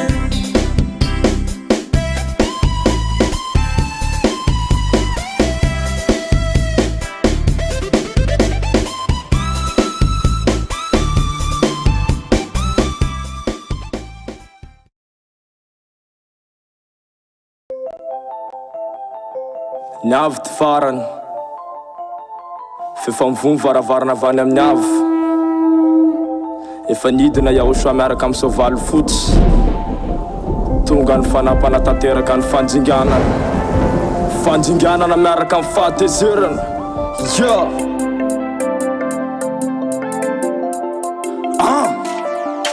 korotany fa tsy afalia arety manjingana fampijalia tonga ny farany le mitomania fa dada yava anao famalia tany ho tsesaky lany tsy tela tsy avanja iraraky tany ho potsiky fahatezera tsy ahipalira ny avy fa ela fa tonga ny lera Yahosoa vao rite baharo la teo vavony tsy teo voary fataterahan'ny teny nomeny zay zay da tsy mpanota sasy taky ny poliana ny josy amin'ny tany fembenany Amerika ziska androana tonga ny andro fanjavana tateraka ny teny tsy misy afaka miala mandeha ny famaliny natsona fifangana fa malaky mandosira efa hitana ny marina Yahosoa fanala vavotany tonga ny andro ny ayavaly andro famaliny kiozady ayelia marana ny tatara se eny ambony ko tsy maintsy ovaliny ny ty ambany ko tsy misy afaka miala fanapotena sy fanjavan'Andriamanitra tsisy tariky bala sa tontolo zao tsy misy afa miala fa dada yava maly tsisy fiatsara atsoy am'sain'Andriamanitra reo amany zao problème zao lantsilantsy mianareo fa marina ny teny tsy voatoy tsao fa miomana fa vita tatara tonga miaramila amin'ny fanjigana so no misevoka tsy mifahotana nanaraka ny aizina fa tsy azava olareo za mare zao teny zao no maisa vonjao ty fanahinao tsisy fiadana am'zao tany zao fa monjana farany Yahosoa raiky avao tonga ny andro fanjavana tateraka ny teny tsy misy afaka miala mandeha ny famaliny natsona fifangana fa malaky mandosira efa hitana ny marina Yahosoa fanala vavotany Yellow tesereta mba meritsereta fa nanao vota fa tany mikorota fa letsy mino fanao miankany ataonao zay mivolambola fa tany eteo avokoa faterahany teny tsy mety mifarany sinikren ka zay tsy ho vita na atao akory tsy adaladala ka hande iboly tsy hitsoky na maro koraky manao liama fa tsy ala sasy ka tsaboty tsahity famarina la teo vovonjaka ia milira tsy no taraiky lomaisy samalahy vonjeo fana ka io tenara ito marsa 2026 batisa farany tonga ny andro fanjavana tanteraka nite tsy misy afaka miala mandregny famalinjo miatsora fifangana avy fialaky mandosiro efa hitan'ny marina yaoshwa banana vahotan tonga ny andro fanjavana tanteraky zay tenenina ambassadorany Aoshwa zady aizaka miala mamarana ny faratsika zamaliny avotity fanay fangana la iamaty mpanota fialaky mando asinanao afo be zao efa hitan'ny mombalomboky famonjena ty fanaynao amsapanadio televisiona ery fitiavana fahamasinana famonjena farany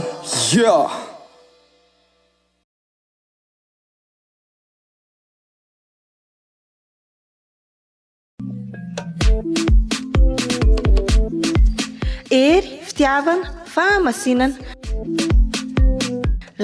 lanitra misy any Elia zany e.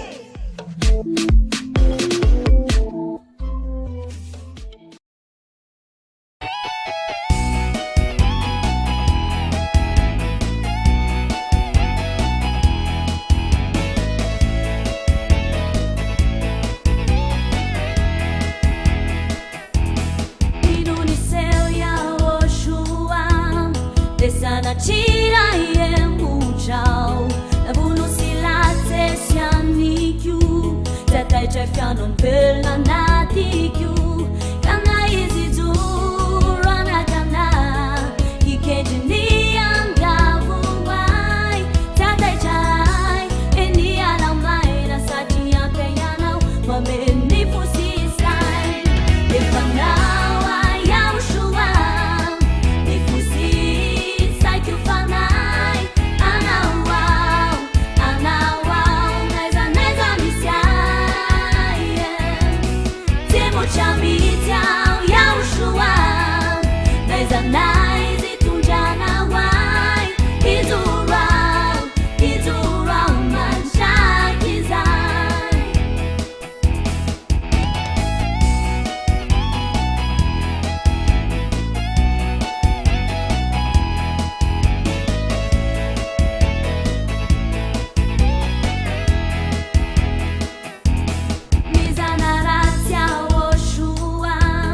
Desana chira ukiviao na pavalumaro anenzikai tatacha yena chamdo faka panai kana izizura na kana ikenjini andavu wai tatacha eni alamai na saji yake yana mameni fusisai defanawa ya ushua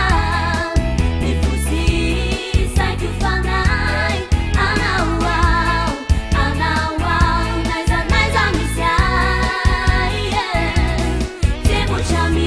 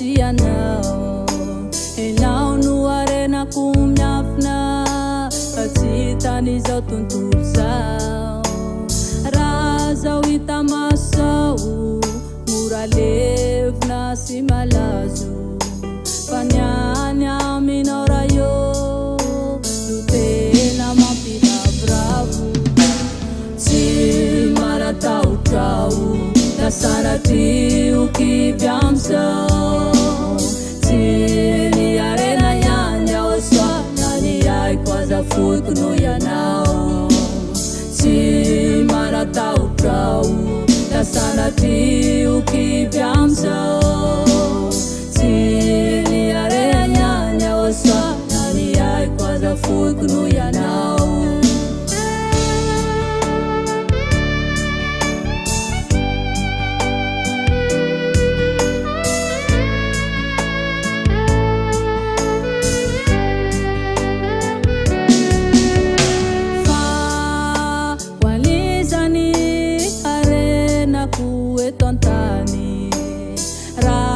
Petraku andantani Tezau yani nufitaini Saitu erani arenaku Aniku ni fanaiku Fa waizamu Raziwani aniku niku Ci maratau trau Dasara triuki biamsau Ci ni arena Azafodiko no ianao Tsy maratahotrao Dasana trioky amizao Tsy ny arena ihany aho soa Na ny aiko azafodiko no ianao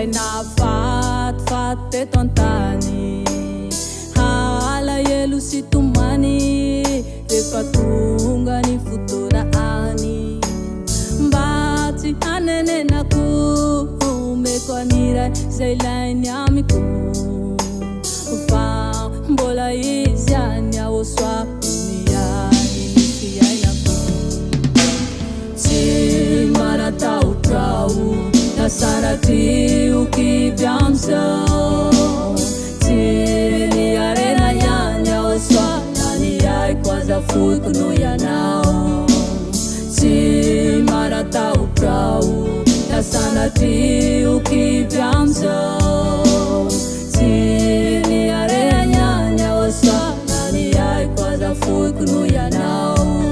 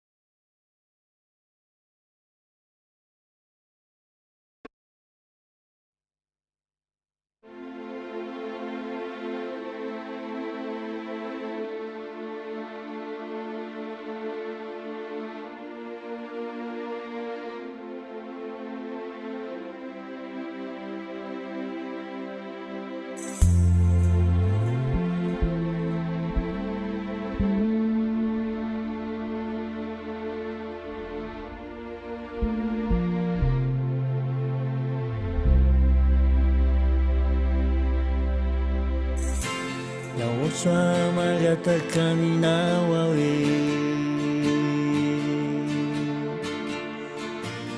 Batulu itanana Pai familiara tizau fianani zawe Rakutinga sani maizina Areti maningana Saifa vosuratra Ireo adalana tsy sakana takerakan sareci fanamba marija babitani tanta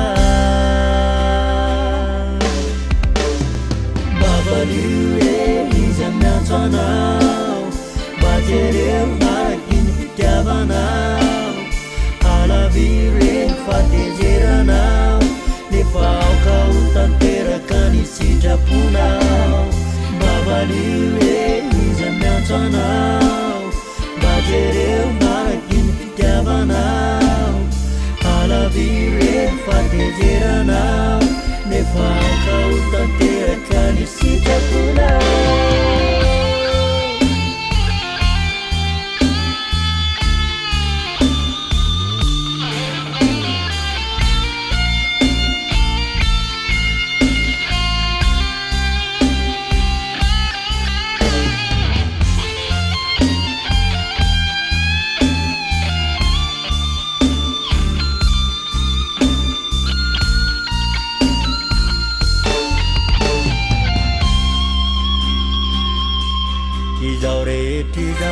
Katini fautana sorana yanau nanumeni acarana ya uswalai zana kau mitunda famina palala tukana izai afani uluna indai adu vilai kenana mandrakizai Izore tijau bukatini fautana sorana yanau nanumeni acarana ya uswalai zana kau mitunda famina palala na tukana izai apani uluna indai adu vilai kenana mandrakizai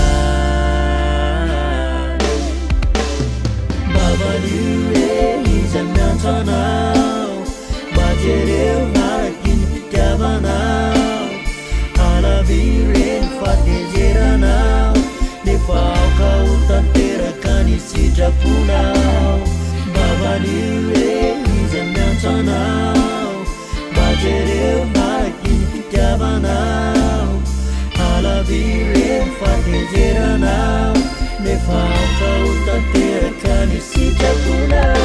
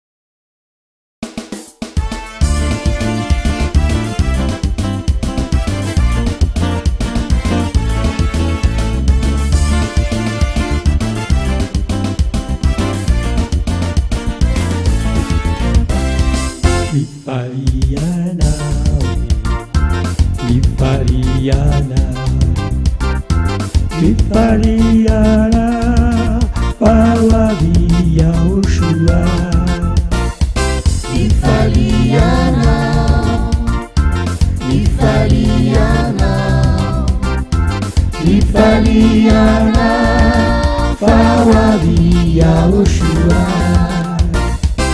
Iana vai vira Vira vira Iana vai vira Vira wania Ushua Iana vai vira Vira vira Iana vai vira Vira wania Ushua Vipaliana Vipaliana Ifaliana Fawavia Oshua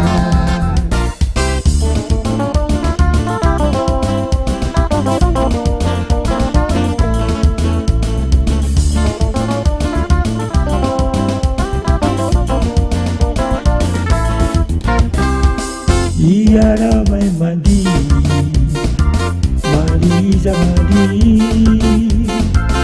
Iara mai mandi Marisa wada Oshua Iara mai mandi Marisa mandi Iara mai mandi Marisa wada Oshua Ifaliana, Ifaliana, Ifaliana, Fawavia Oshua. Ifaliana, Ifaliana, Ifaliana, Fawavia Oshua.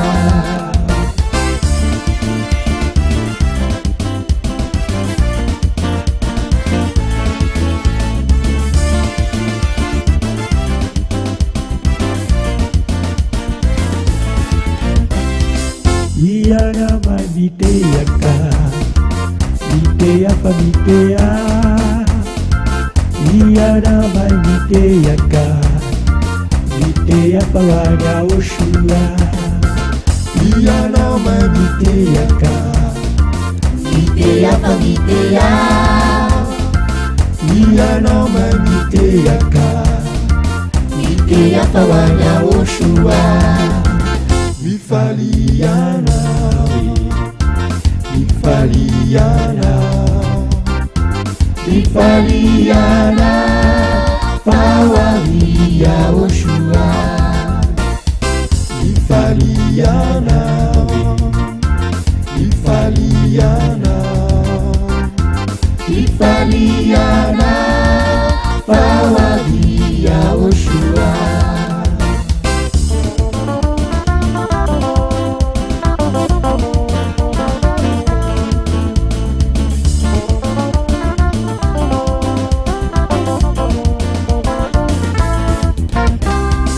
Iana mai videra,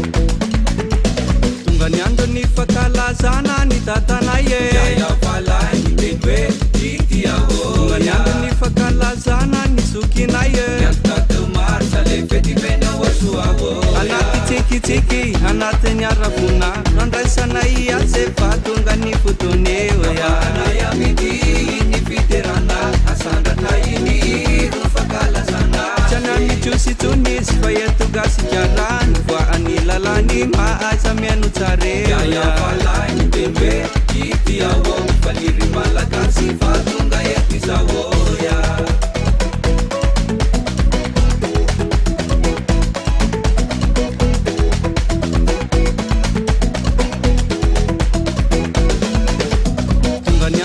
fakalazana ny tatanaye yafalay tembe itiao tonganiandro ny fakalazana ny sokinaye miatomatomary le fetiveny aoasoao anaty tsikitsiki anatin'ny aravona nandraisanay atsefa tonga ny fotoneoanay amity ny fiterana asandratra iny ro fakalazana tsanamitrositsonizy fa etogasikirany voany lalany mahaza miano tsareyafalay tembe itiao faliry malagasy fa tonga etizaoya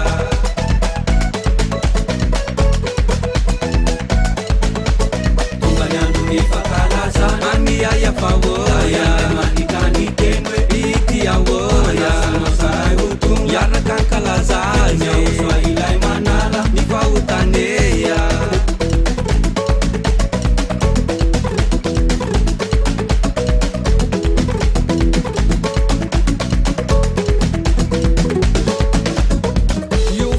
tara nilausani ni juse nalioni malakasi fariona muchifuche yafalay tembe itiao mifaliri malakasi fatunga yetizawo tateraka ni tenwe ninu sandrilalani himatakasikara nulazaina menisane yafalay tembe itiao mifaliri malakasi fatunga yetizawo eloni pamenani tukana manambara ambasadorani awoshwa Saidia Elia Yafalay tembe itiaoya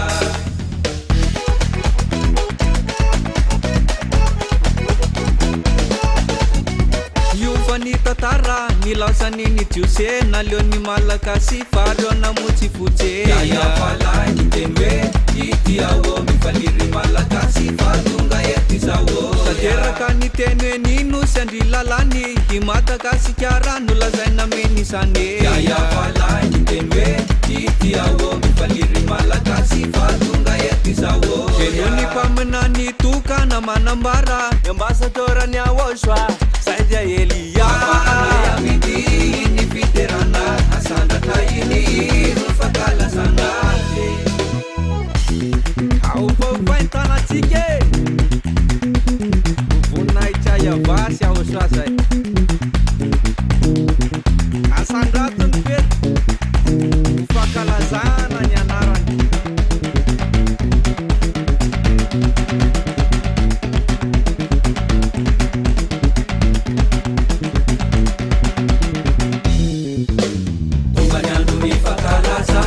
Ayafaoya manikany tenwe itiaoya yaraka kalazanya uswailay manala tonganiandro ny fakalazana ani ayafaoya manikany tenwe itiaoya yaraka kalazanya uswailay manala ny fahotaneya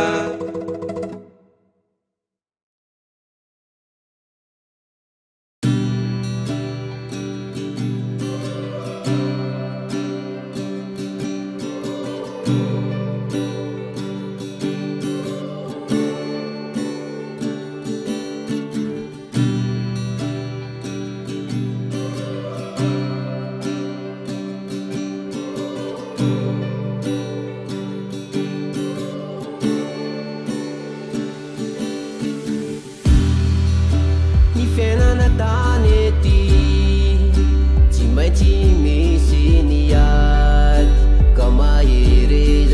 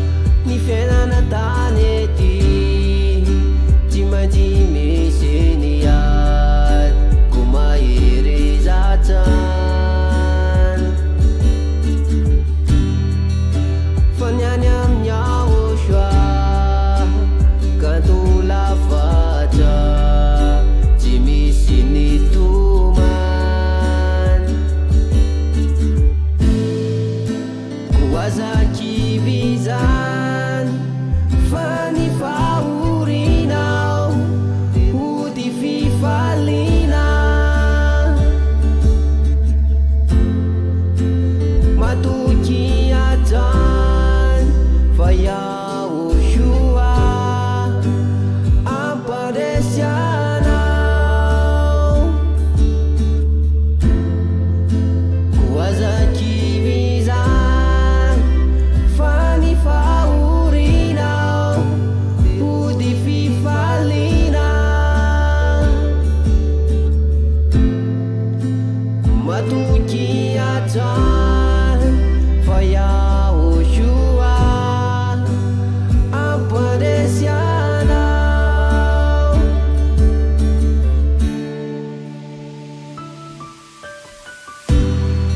mairezami baba simyambenatani fawanyam lantin lantan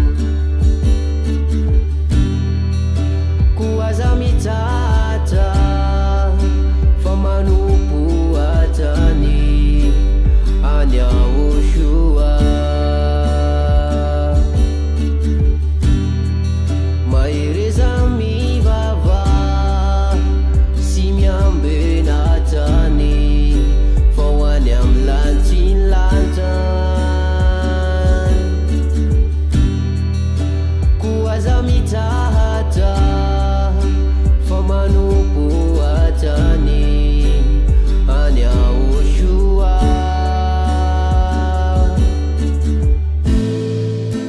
kuasa kivizan fani faurinau udi fifalina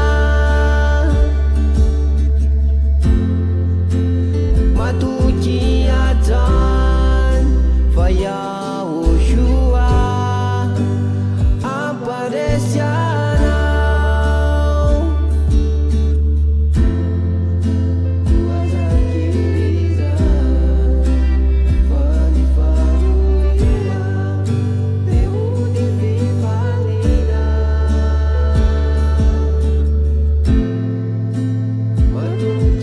matukiatan fayao shua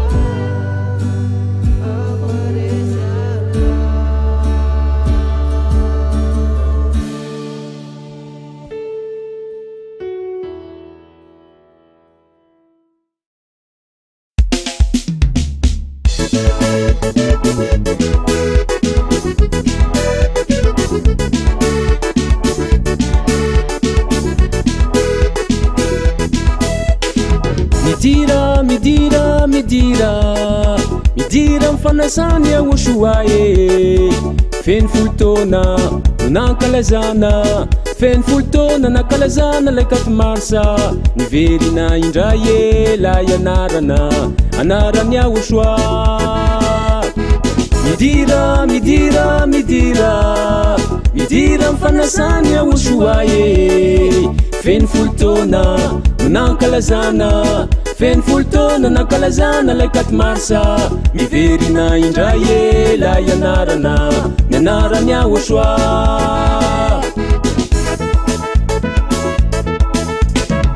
marononantsona fa vitsy no fidina handovany lanitra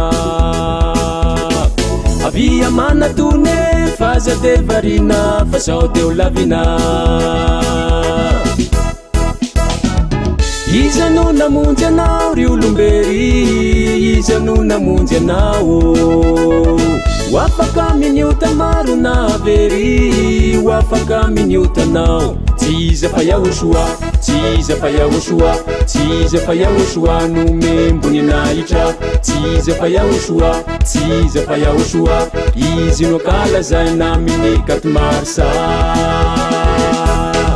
feny folotona nankalazana feny folotona nankalazana laikati marsa niverina indray e la ianarana ianarany Yahoshua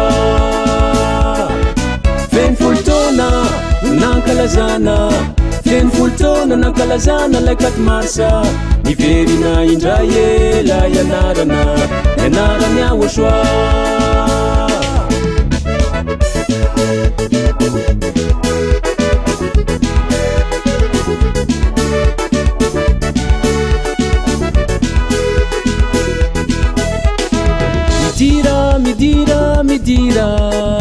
midira mfety beny aoshoae fa tonga sahady efapakarambady rambola mvoany vava tonga va mitady mitady fifaline miaraka aminay fetiny aoshoa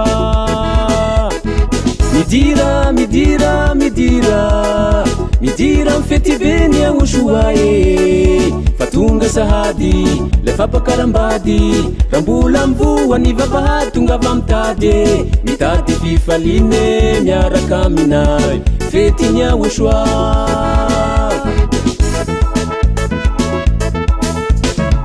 maronona tsona fa vitsy no fidina handovany lanitra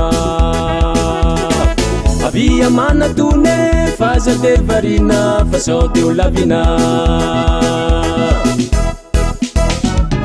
iza no namonjy anao ry olombery iza no namonjy anao wafaka minyota maro na very wafaka minyotanao tiza fa yaoshoa tiza fa yaoshoa tiza fa yaoshoa no membony nahitra tiza fa yaoshoa tiza fa yaoshoa izy no kalazana amin'ny katmarsa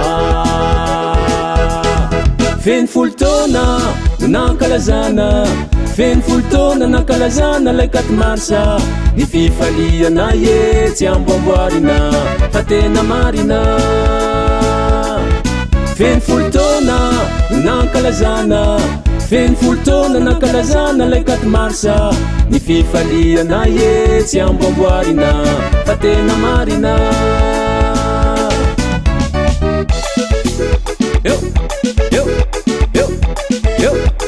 miara mankalaza feny folo taona katmarsa io fetiny aoshoa zay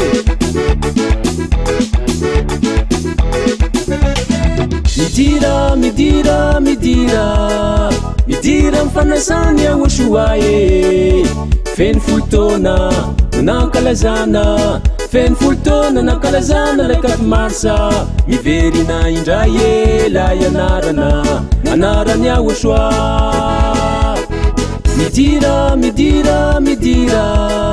midira mifanasany aoshoae feny folo taona no nankalazana feny folo taona nankalazana lay katmarsa miverina indray lay anarany aoshoa anarany aoshoa anarany aoshoa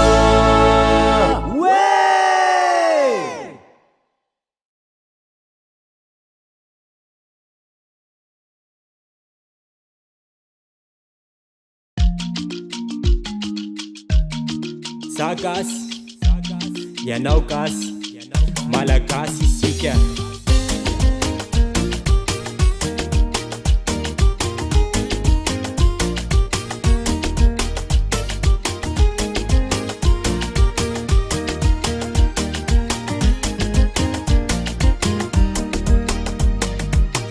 nosy andry lalany aoshoa avy ao lay mpanompo sy tsakiny fony ambasaderany aoshoa sady a elia mpaminany farany irakavany ambony saotsany dadayava saotsany aoshoa nandefa iraka amonjy fana saotsany dadayava saotsany aoshoa feny loatra fo mankasitraka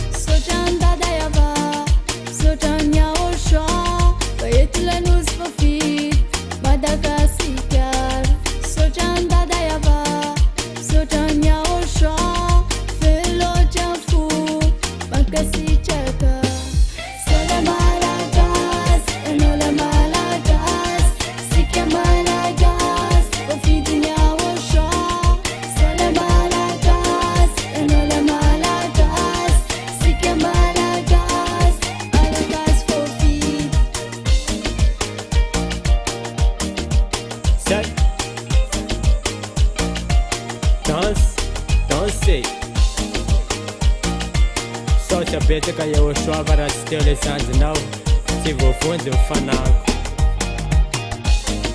tsy maintsy tafaverina any aminao mitanjoko sega sega sega sega rendez-vous VSCC. C'est le Malagas, et non le Malagas.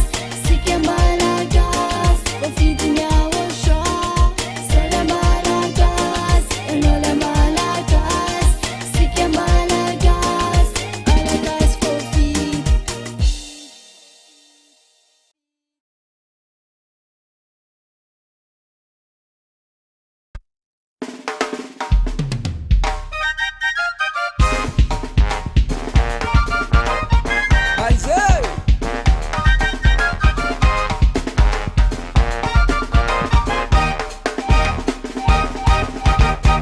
Raha zay fa mitera raha zay makalaza de rainay fa tena tsara yaya vasy Yahosoa raha zay ka mitera raha zay makalaza de rainay fa tena tsara tsara ny Andriamanitray koara-paine ny manolona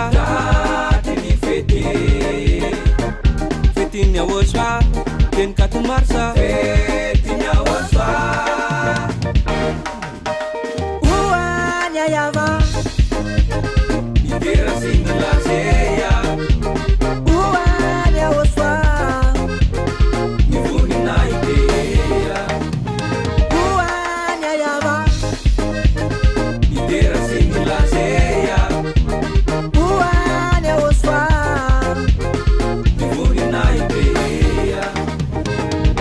Tsare beba Andriamanitra ye mahere uaze vilaza kuania yevayeya Tsare beba Andriamanitra ye mahere uaze vilaza kuania Yahosoa yeya Sai La lonchanda Andiza tika wana Yahosoa Hey Tava verina mivonay ny anarany Yahosoa Merci l'ambassadeur de Yahosoa Zaidia Elia Hey Haitikeya Amin'ny Yahosoa ao zay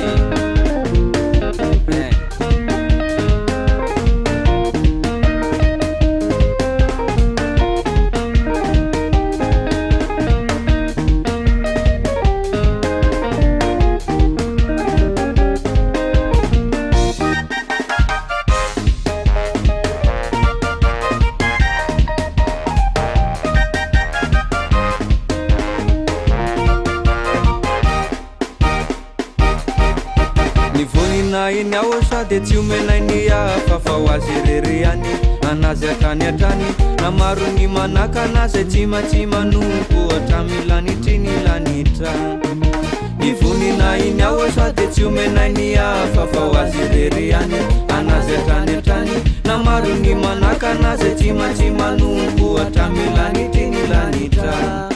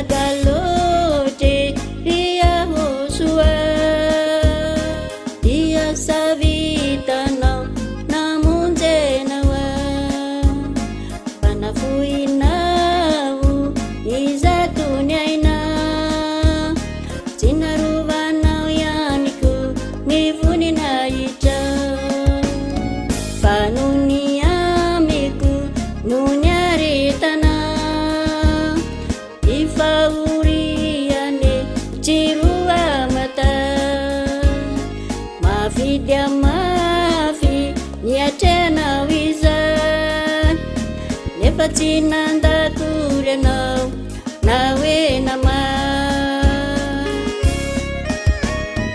koa izany indrindra hoa riahosoa manaovako izahy fiderany izay fa tsy ela zany intsony riahosoa isany afaliako atao anatiko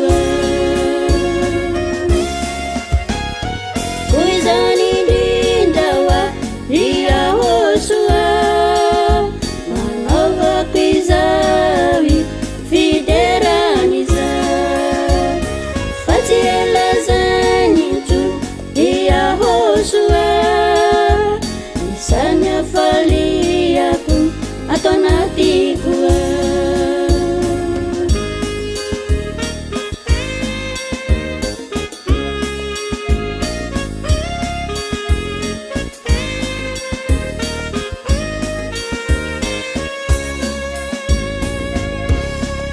Guarani amigo riahosoa naovina naoviane tsy mba maditrana para tsy teo ianao riahosoa takizay ao efa kilasy ko misaotra anao ao riahosoa ansady aelia tamin'ny alalany nanavotanao ay ka nao aizanao aizy ao tsy ahitotry izay koa izany indrindra hoa riahosoa manaovako izahy fiderany izay fa tsy ela zany intsony riahosoa isany afaliako atao anatiko koa izany indrindra hoa riahosoa manaovako izahy fiderany izay fa tsy ela zany intsony riahosoa isany afaliako atao anatiko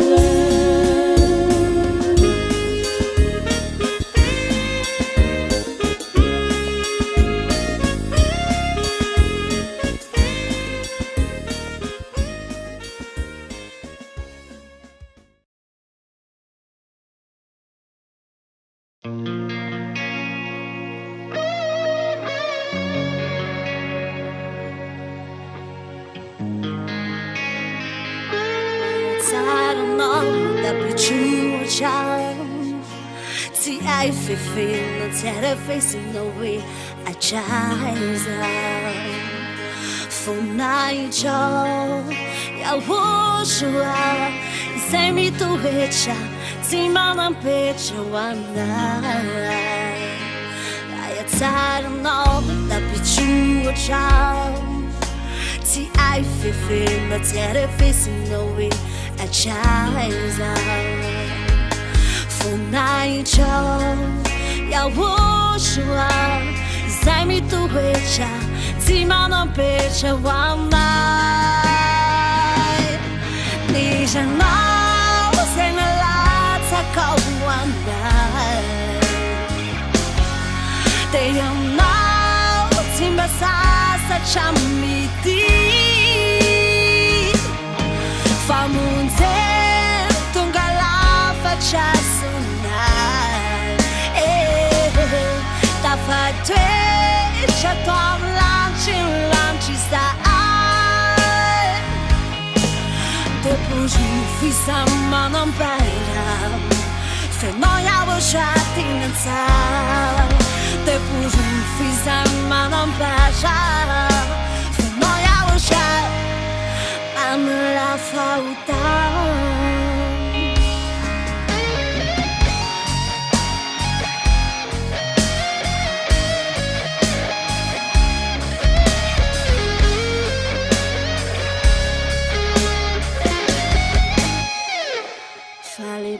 beazanao dapitroatra tsy ai fefena tsy arefesinao hoe atraiza lai fitiavanao iaosoa izay mitoetra tsy manampetra ho anay fa le beazanao dapitroatra tsy ai fefena tsy arefesinao hoe atraiza lai fitiavanao iaosoa izay mitoetra tsy manampetra ho anay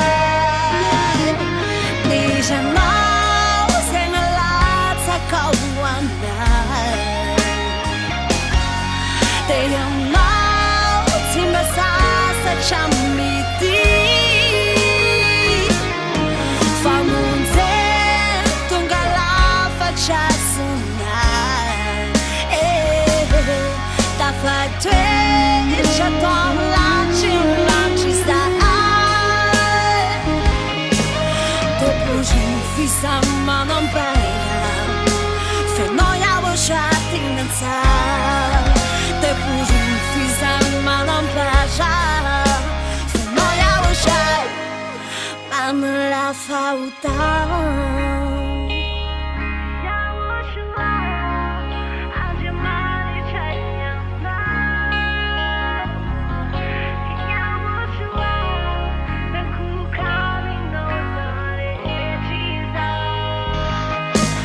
depois de fizer manambaia fenao iaotra tinantsay depois de fizer manambaia fenao iaotra manalafautar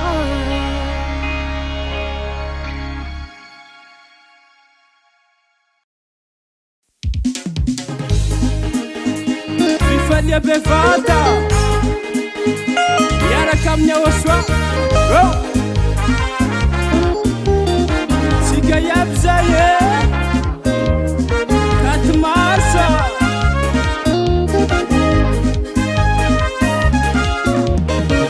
vao mahafaly ho antsika eto ambony tany eto fa avy Andriamanitra ray hamonjy antsika eto amy lalany mpaminany Zadia Elia ambassadeur-ny aosoa baka Madagasikara mitory maneran-taniny anara-pamonjena iaosoano originaly mahafapahota amerina indray nivoninay tsiniray taona maromaro tsy hita indro miverindray katy marisa fetiny lanitra dada iayava mankalazaina io katy marisa fetiny lanitra anarany aosoa nomemboninahitra io katy marisa fetiny lanitra raisia aosoa mankalazaina io katy marisa fetiny lanitra Andriamanitra marina mankalazaina io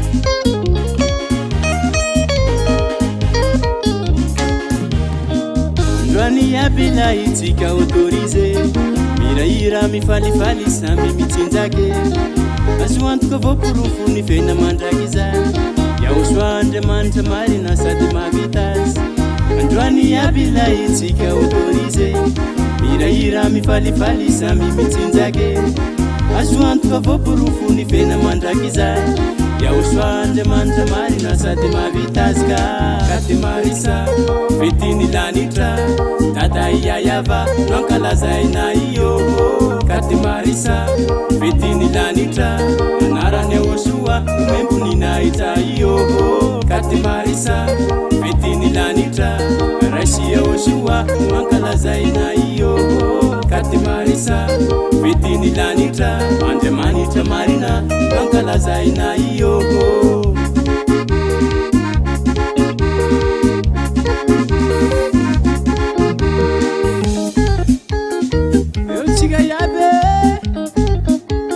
zanjany aosoa miaraky misinjaky aby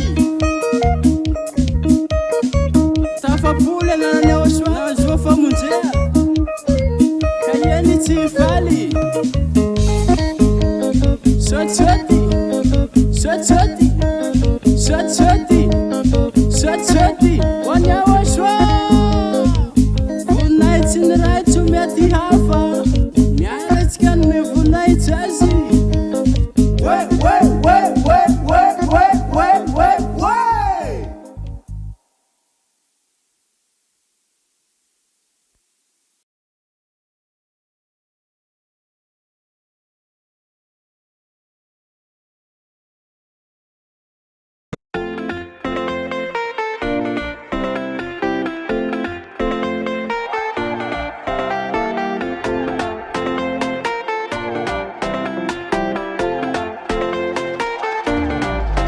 Be fitia ya si misi tu anawe favalu retra miondrikano lonao rambula ajarana sis miojanawe savo ari retra miakuke ya faifana rehetra anao ireny limite tsy takatry ny saina ny alegazanawe tompony ery rehetra manaiky anao vale ibe heva andramanitra rahosoale panjakanay wa nas kireriaan iter silazaan valiza ay makalaza ny androandroane wane wosoareriany wanilaze tovena butananao itera aje ahofaufa yomony anandratraze valiza ay makalaza ny androandroane wane wosoareriany wanilaze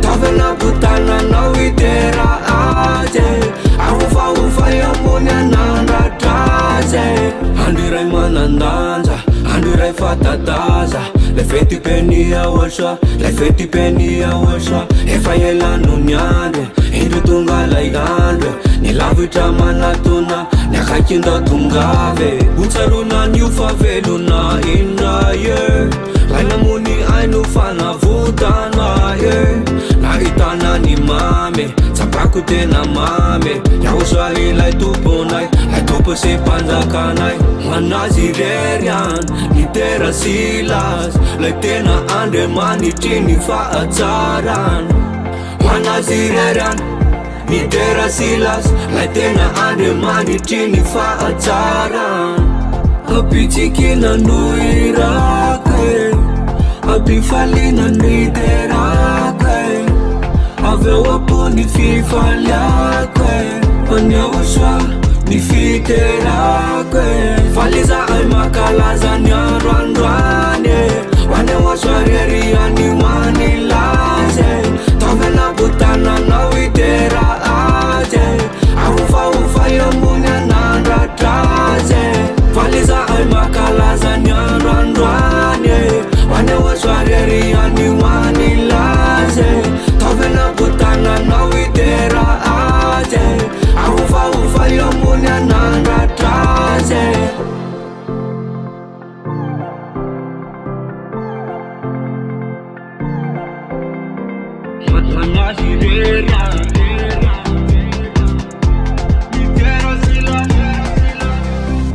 faliza ay makalaza ny androandroane wane wosoareriany wanilaze tovena butananao itera aje ahofaufa yomony anandratraze faliza ay makalaza ny androandroane wane wosoareriany wanilaze tovena butananao itera aje ahofaufa yomony anandratraze manazy rerian ny tera silas lay tena andriamanitry ny fahatsaran manazy rerian ny tera silas lay tena andriamanitry ny fahatsaran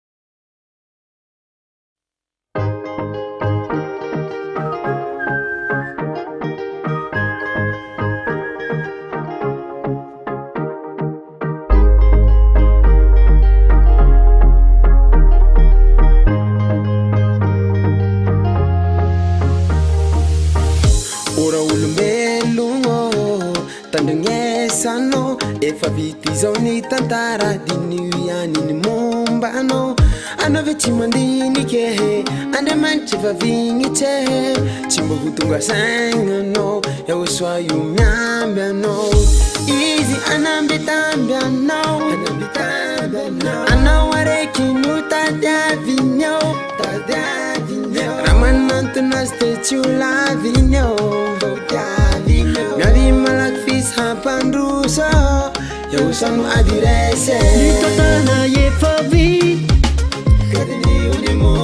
zava-misy erana mahita farany mpanote tsy mahazo fanavote ny tantara efa vita hatreto hatrany ampitany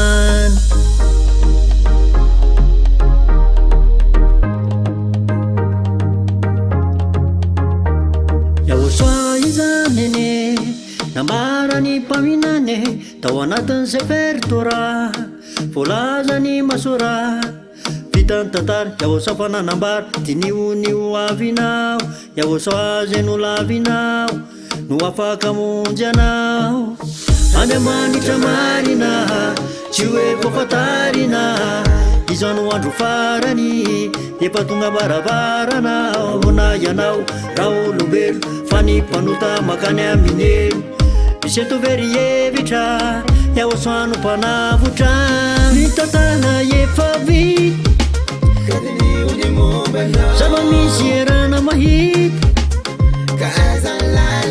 farany mpanote tsy mahazo fanavote ny tantara efa vita hatreto hatrany ampitany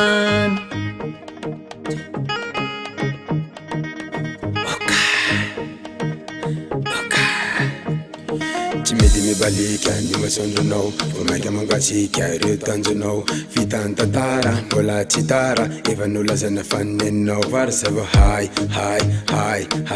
any aminelo any mandraky izay fanambarana temboly zay ino sina raha tositrinao yahosoany solution fa maneke tenenina sao andatsanao ninenina ka hokojandranomaso ny tavanao e vero ihany ny vavanao e ny tantara efa vita iarahana mahita tsy misy helitra koa fa vita ny tantana efa vita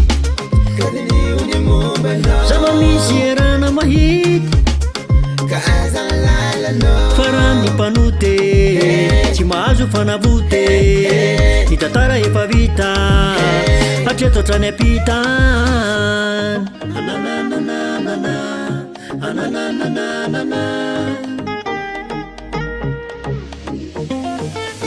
ny tantara efa vita zava-misy erana mahita farany mpanote tsy mahazo fanavote ny tantara efa vita hatreto hatrany ampite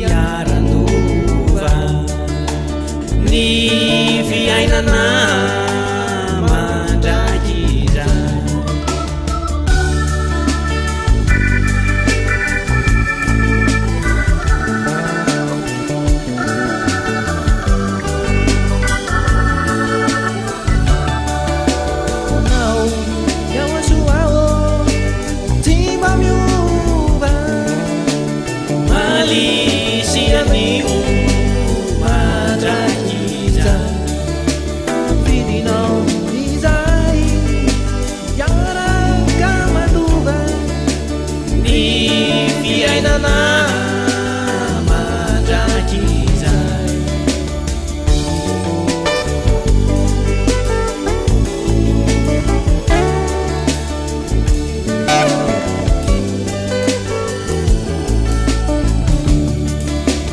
kela vaovao netinyausoa mitondra famonjena hoanao siwa koa miavena tandremony fana tano isanandro ny finonany aosoa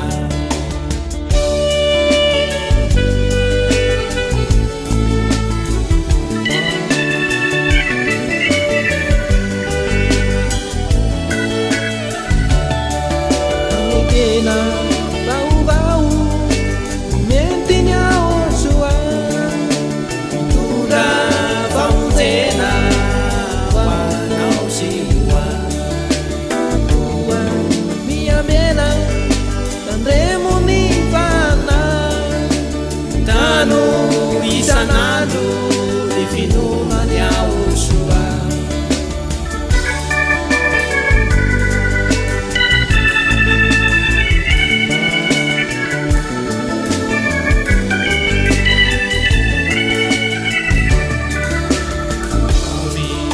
fotona zay anabety mino sy matoka fa hoany andanitra teo tafahoana miny aosoa Kristy ijena zieny aminy raolanitra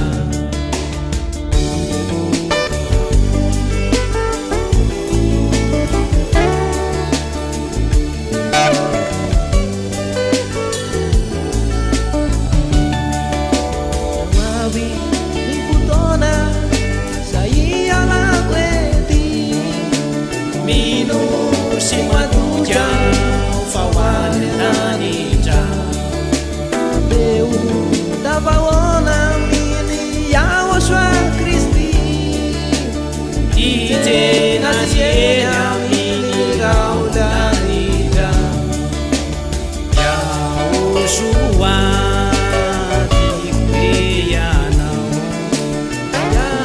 aosoa Yaosua, I love you. Yaosua, oh, is. Yaosua, tikupeana. Yaosua, oh, je t'aime. Yaosua.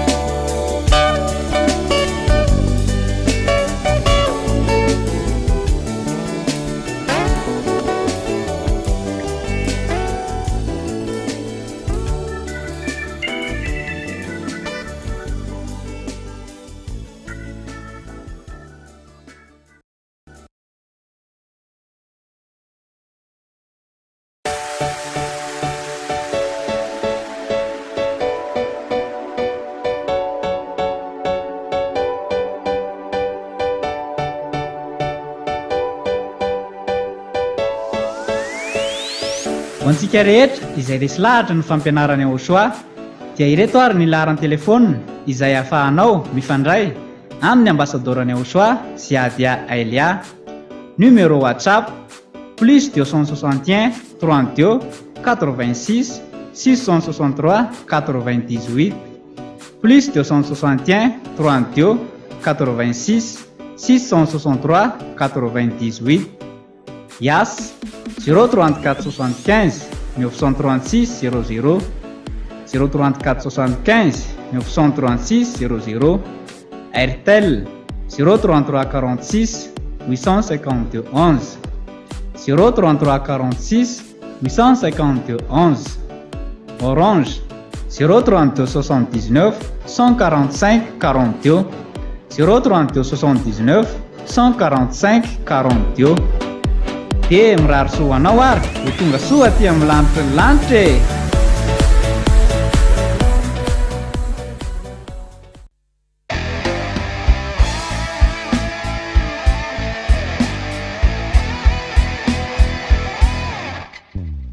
tao anaty aizinao no nafanao iaho soa efa saika very aho no indro fanavotana notoloranao azavanao ka tamana mina iaho soa tsara loatrana tao anaty otao no natsoinao iaho soa efa diso lalanao no navilinao amina notoloranao fampianarao nahita ny marina iaho soa tena tikanao iaho soa tena tikanao iaho soa tsara loatrana iaho soa tena tikana iaho soa andriamanitra mendrika moderaikana iaho soa tsara loatrana iaho soa tena tikana iaho soa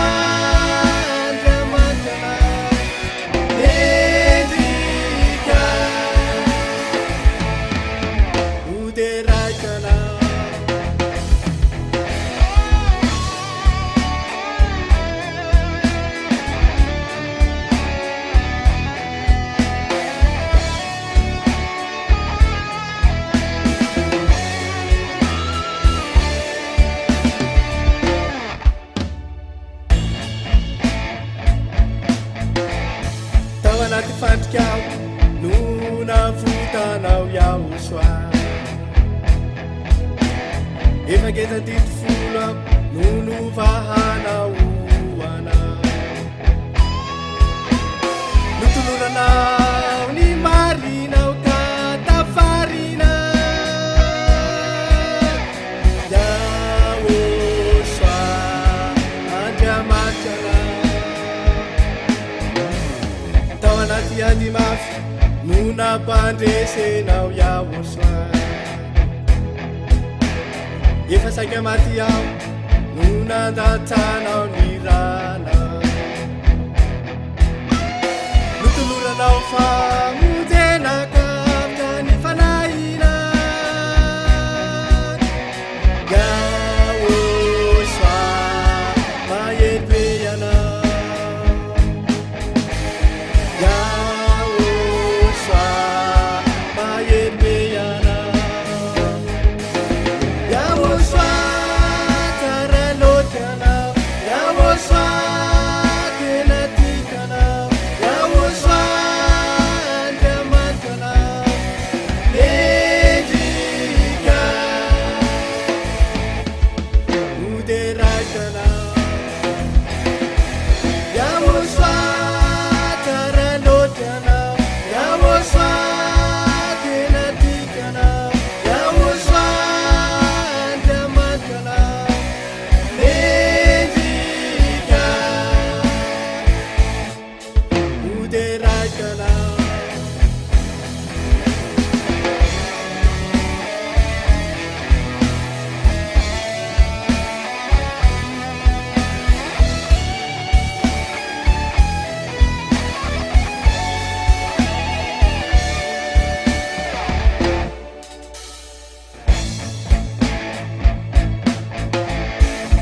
raisinao tamin'ny batisa iza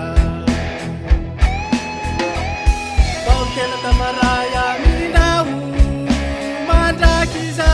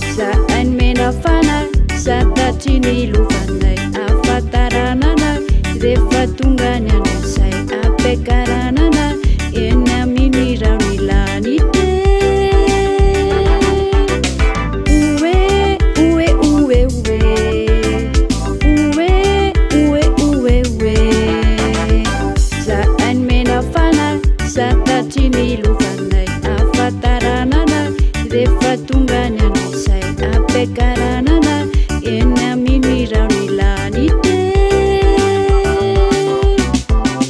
izay mananana ny aosra la miaraka ny saidia zay ty mananana ny aosra zay ty mirany aosra yaosra no mpanafaka ny vahoda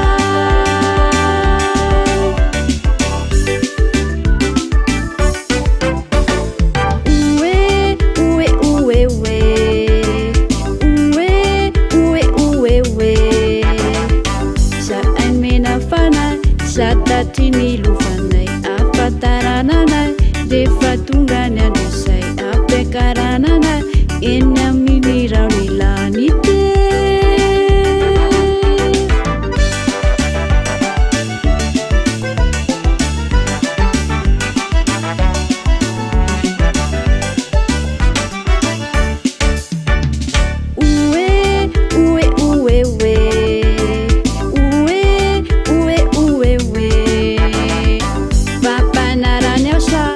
afantarana fa mananana nilay sy misanakanao tsy ao amin'ny nofo fa ao amin'ny fana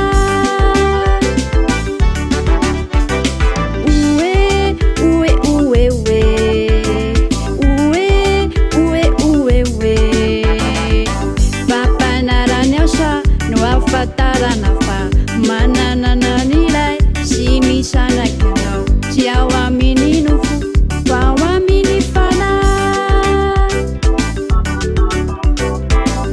izay mananana ny aosra la miaraka ny saidia zay ty mananana ny aosra zay ty mirany aosra yaosra no mpanafaka ny vahoda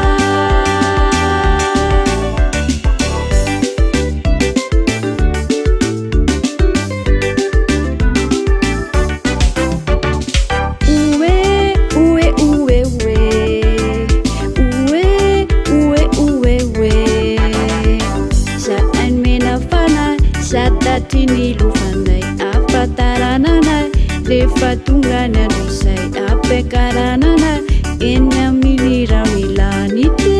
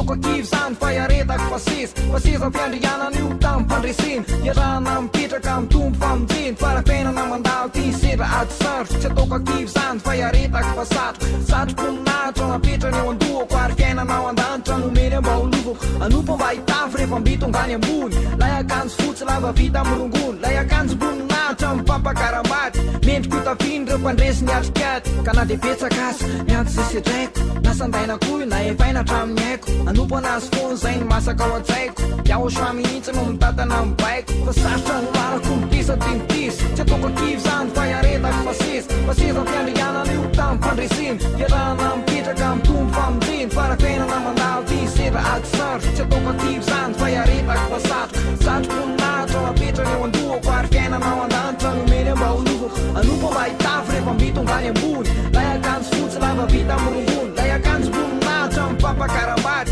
mendriko itafiny reo mpandresy ny atrikady ka na de betsaka azy mianto zay sedraiko nasandaina koy na efaina hatramin'ny haiko anompo anazy fony zay ny masaka ao an-tsaiko iahosoa mihitsy no mitatana mibaiko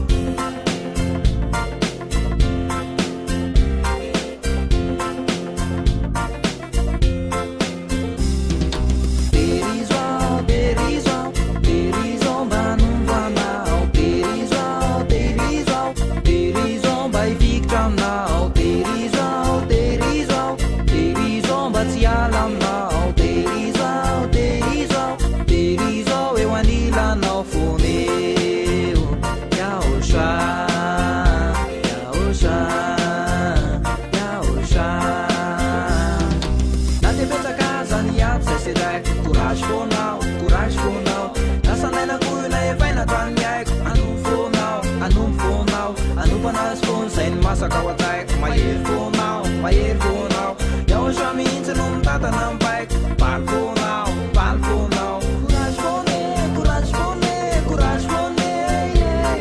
manompo fone mahery fone baly fone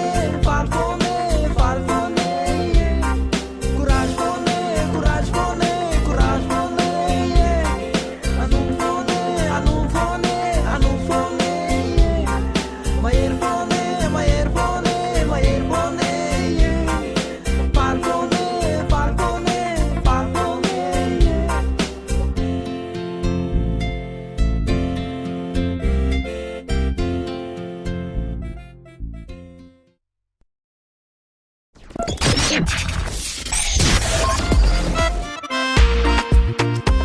eo anilanao ihany eo anilanao hatrany ny hery fitiavana famasinana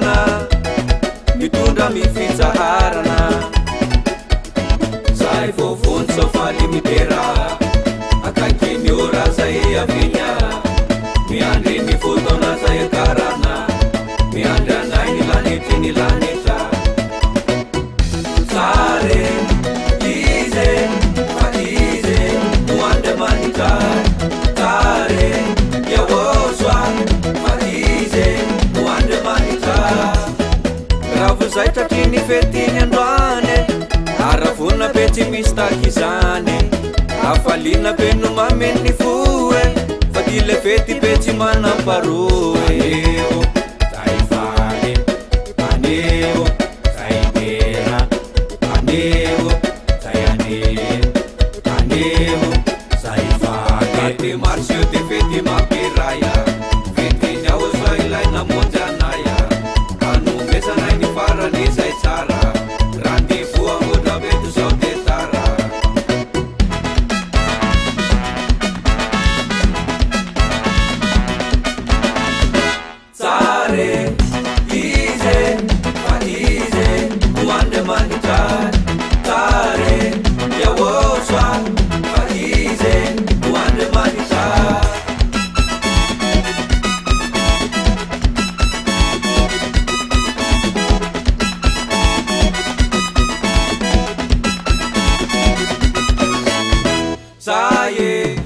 manapaka andao ifetitsika jiabeya ny manapofona rehetra ny vazatany efatrandao tongave tonga le fetiny aosoa tsy avelana iangena vaopena eoa ataone mitorajofo anenikandre aseona ilay tena tsare zay vale aneo zay tera aneo zay aneo zay vale zaye tsy manapaka andao ivetitsika jiabeya ny manapofona rehetra natsohina ny vazatany efatrandao tongave tonga le fetiny aosoa tavelana iangena vaopena eoa ataona mitorajofo anenikanja aseona ilay tena tsare mitera akakiny ora zay avinya miandry ny fotona zay akarana miandry anay ny lanitry ny lanitra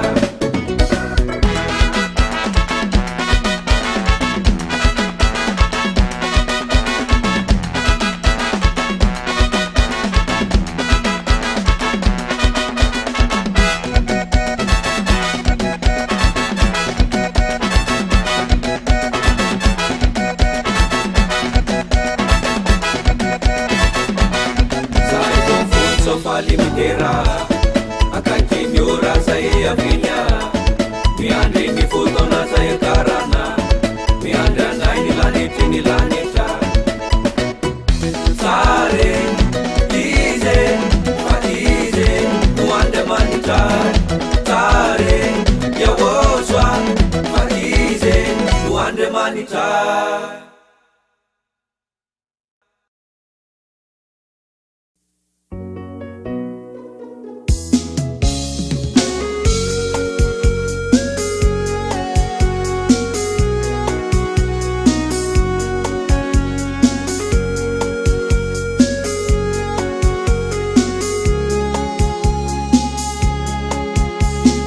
Saule panai no vunjena isarapani rai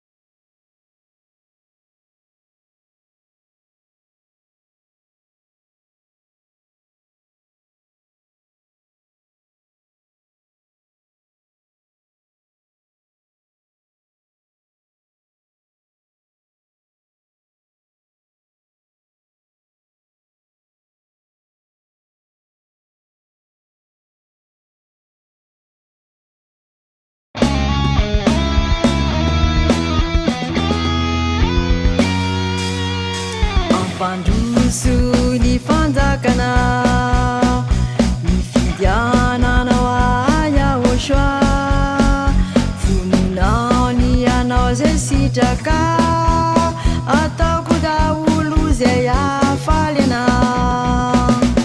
ampifaliana ampitiavana mianompoako anao yaoshwa tiandrasako anizanizany asana tsy maintsy vita hatramy farany volona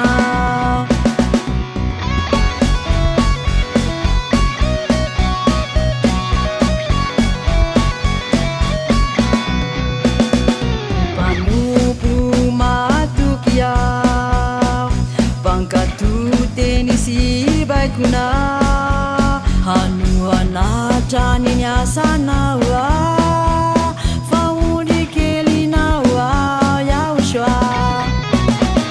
ampifalina ampitiavana mianompoako anao yaoshwa tiandrasako anizanizany asana tsy maintsy vita hatramy farany volona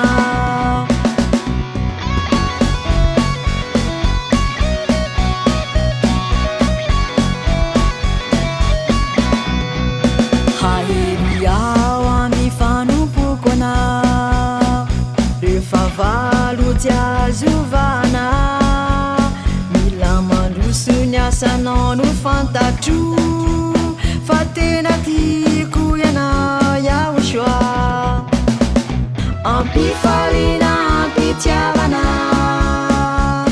mianompoako anao yaoshwa tiandrasako anizanizany asana tsy maintsy vita hatramy farany volona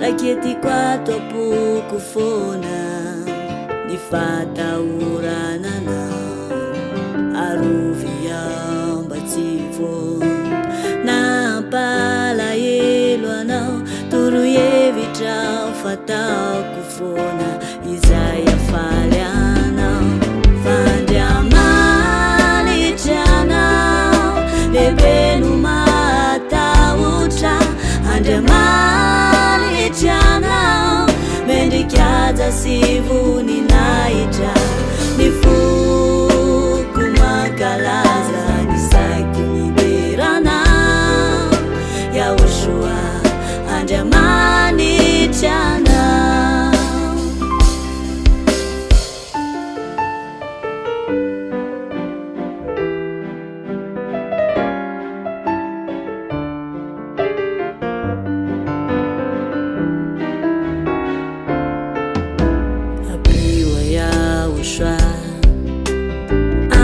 fisu ni finu tialamin tianinu na iseu faitu fona fon deizwa ya ushua haritam ni fanu pun aukatisi arumba kaifa ewanila na ufon fande amani jana lebenu mata ucha andemani chana mendikiaza sivuni naija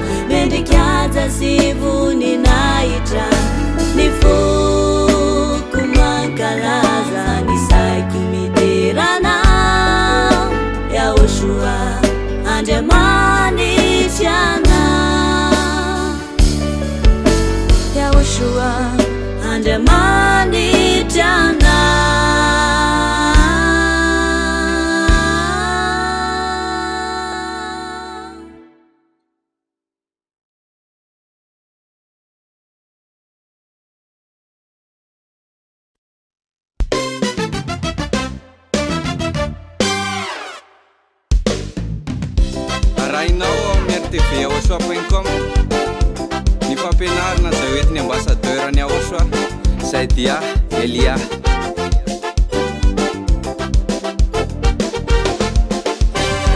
Rinamako azavarina sasondrineya riafako azavarina sasondrine araotsary ilay fampianarana efantatra ho ilay famatarana.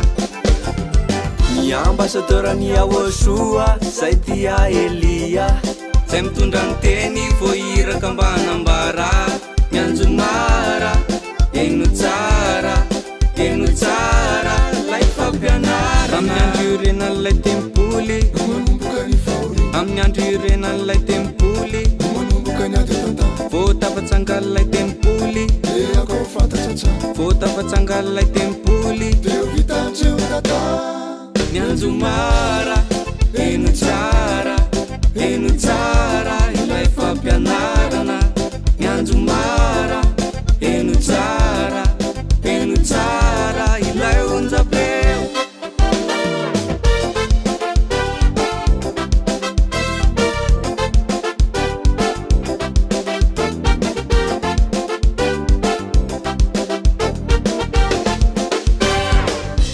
Anatiny ora farany no misy atsika izao hoe misiony areto mandringana sy loza mitata hoe miamaro ny ratsy ambony tany fiorenany tempoly efa manangasangany amin'ny andro irenan'ilay tempoly amin'ny andro irenan'ilay tempoly vao tafatsangan'ilay tempoly vao tafatsangan'ilay tempoly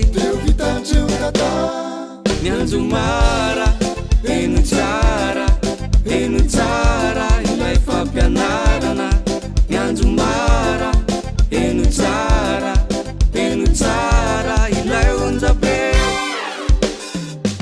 Efa mazava ny famatarana zay voalaza ny fampianarana fa amin'ny andro irenan'ny tempolin'i Jerusalema vita ny tantara.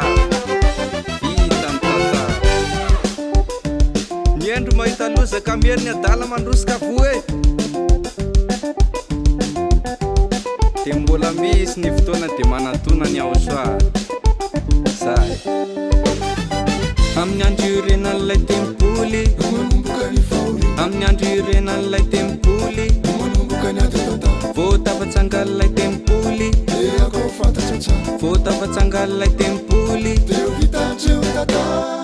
mianjo mara eno tsara ilay fampianarana mianjo mara eno tsara ilay onjapeo.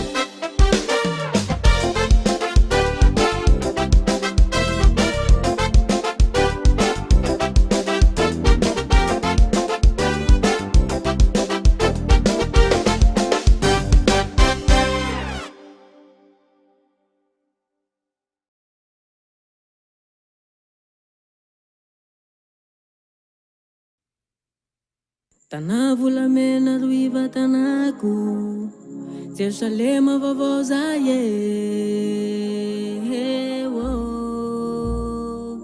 lafa zaho ro mialeto anoro tanako iva tanako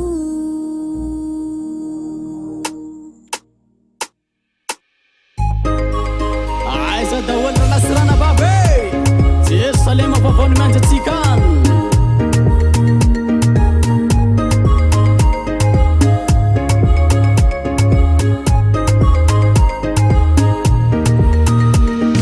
sambo fiara baba na io manday anay manany olo masiny avao rota filitrao fifalia bevata biby ro miamby ana ayany volamena tiao mamirapira tsy tiao sambo fiara baba na io manday anay manany olo masiny avao rota filitrao fifalia bevata biby ro miamby ana ayany volamena tiao mamirapira tsy tiao lany tsiny lany tsoro ivatanana hay lany tsiny lany tsoro iakarana hay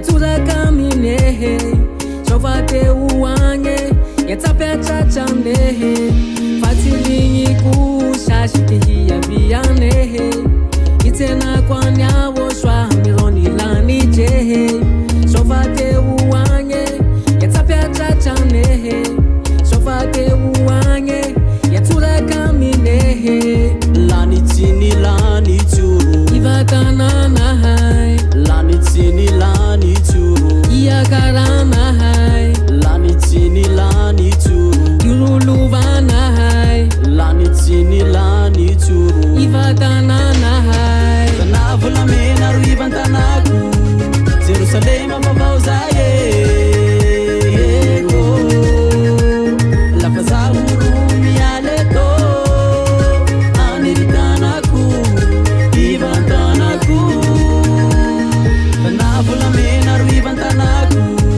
Jerusalema vavaozaye lafazahuru mialeto aniritanaku ivantanaku yo fifalina fona miaraka amin'ny aoasoa bituru yo bituru yo bituru atao farane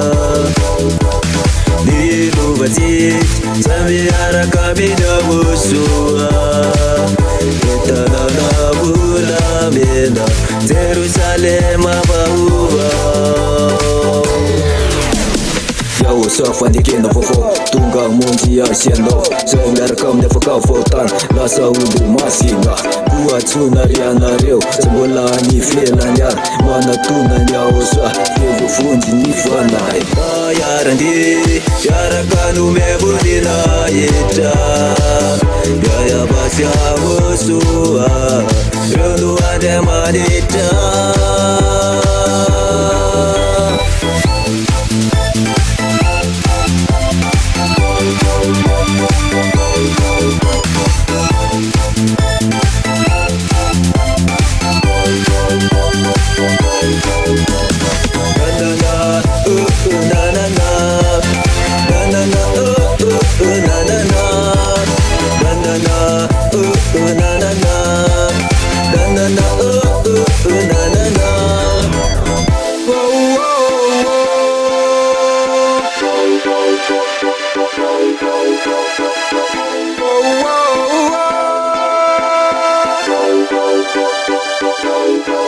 Irair, mandindi, fali daulu isik Sika manao fety be, hoanya osoa Tayarandi, iaraka nomevonina etra Gayabasy avosoa, reo no andriamanitra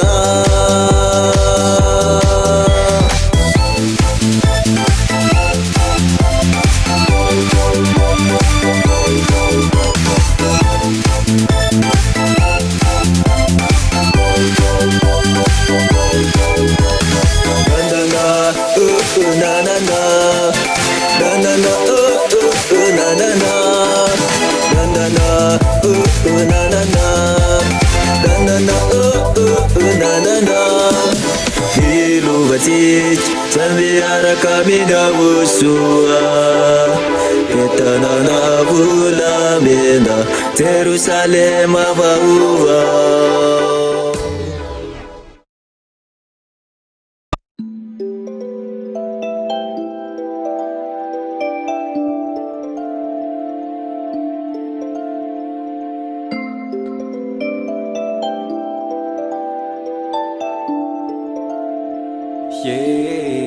irao anao tato no ny fikelezanao aina tsy mitsatry anao mananatra sy mikoly sambatra toko ao manananao dada hoe raha toky eo ianao mba hoaizamo ny teninao na fako mamindra milalakale solika fitaizo any fanaiko teo foany anao ay namorana sarotra ianao no nampianatraina mindre sambatrany ao tojoanao sambatra fanomeny ray opitaridalanay irakavy any ambony oety tonga amonjay o lanitry lanitra no toerany tondranay sotranao dada hoe sambatra fanomeny ray opitaridalanay irakavy any ambony oety tonga amonjay o lanitry lanitra no toerany tondranay sotranao dada hoe raha izany aretanao tsy ho voavaly dato fa vokatry ny asanao vovondry ny fanaiko ianao no nalalako ny marina hoe ny raike iayavano anarany tsy misy anaraka ianao no nalalako any ahosoa le mpamonjy mpanavotra ilay tokane manala fahotana sotranao dato iahosoane hamaly fitiana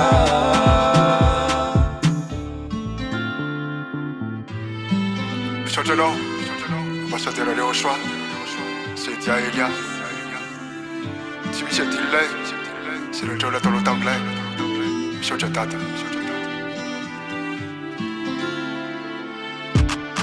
sambatra fanomeny ray opitaridalanay irakavy any ambony oety tonga amonjay o lanitry lanitra no toerany tondranay sotranao dada hoe sambatra fanomeny ray opitaridalanay irakavy any ambony oety tonga amonjay o lanitry lanitra no toerany tondranay sotranao dada hoe sambatra fanomeny ray opitaridalanay irakavy any ambony oety tonga amonjay o lanitry lanitra no toerany tondranay sotranao dada hoe sambatra fanomeny ray opitaridalanay irakavy any ambony oety tonga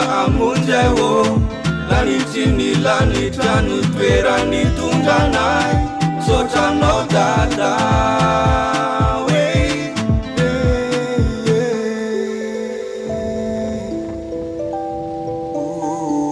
sotra dada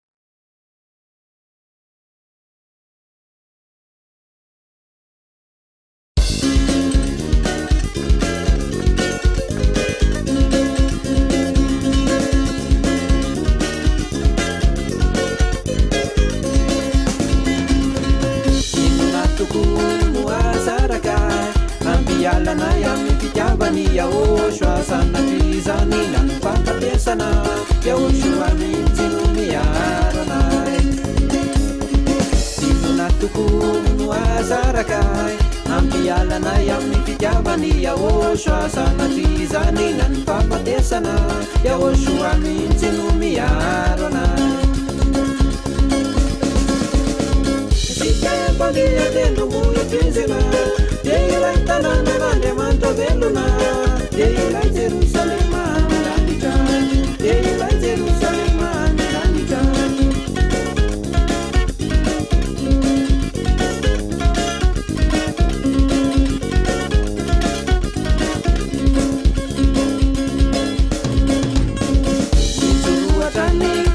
memotra tamin'ny finoana fampianarany Yahoshua mahirezako na dia maro mpalinjika matokianao fa tsy mandeha ire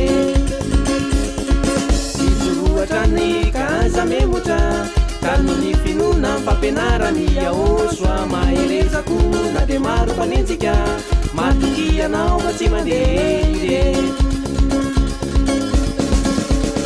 Matsika efa mbiatendrombohikizona dia ilay tanàna n'Andriamanitra velona dia ilay Jerosalema milanitra dia ilay Jerosalema milanitra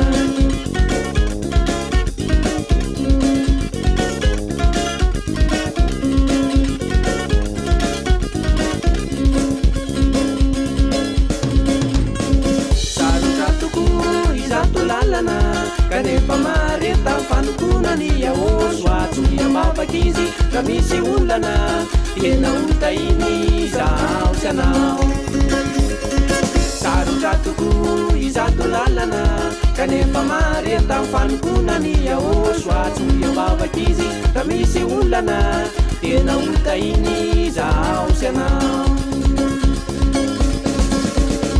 Matsika efa mbiatendrombohikizona ilay tanàna n'Andriamanitra velona dia ilay Jerosalema milanitra dia ilay Jerosalema milanitra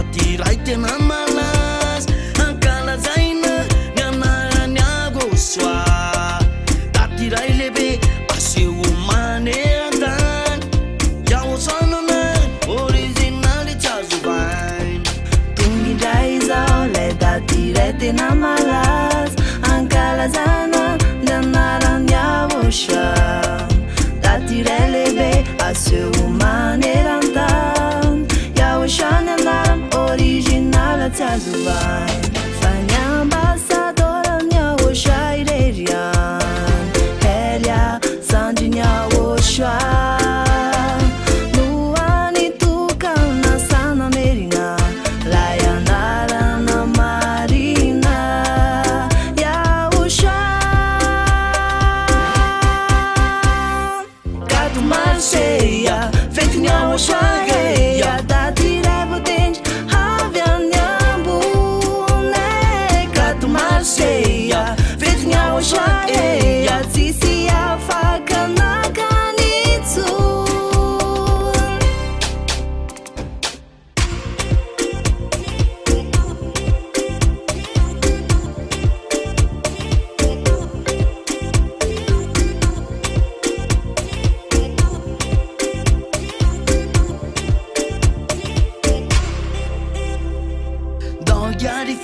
fatonga kato marsa fiderana mia vakasy lafatra adinoy atreo rasen miolana fafenoy fitsikin mianakamia osoa de feno fifalin no yara ifet fatunga kato marsa fiderana mia vakasy lafatra adinoy atreo rasen miolana fafenoy fitsikin miaraka minha oxa de feno fifali fany ambasadora minha oxa irerian Elia sandri minha oxa luani tukana sana merina lai andara na marina ya oxa gado marcheia feito minha oxa reia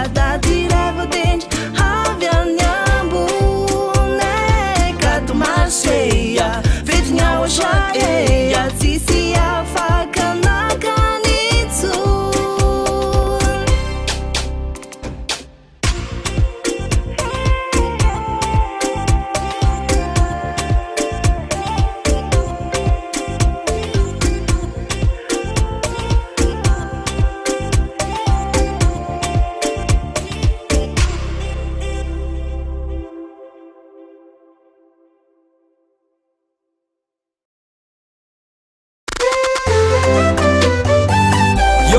Mars fetiny afa-pahotana rehetra miara-makalazy any Aosoa yo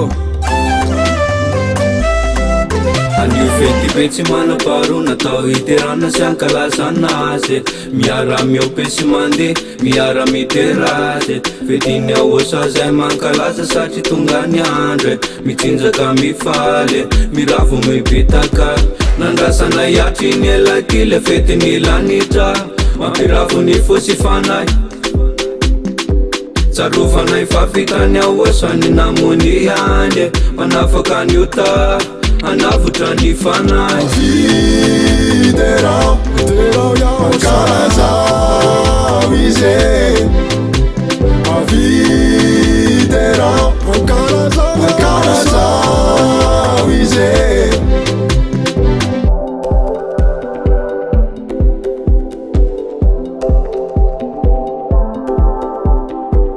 Fetiny androandroany, fetiny Aosoa miantrono manasanao iaraka aminay yaridera hoazy miavasa Aosoa tafaverinarynarany fetiny androandroany fetiny Aosoa miantrono manasanao iaraka aminay yaridera hoazy miavasa Aosoa tafaverinarynarany Fiderao Ankalazao ize Fiderao Ankalazao ize Fiderao Ankalazao Fiderao Ankalazao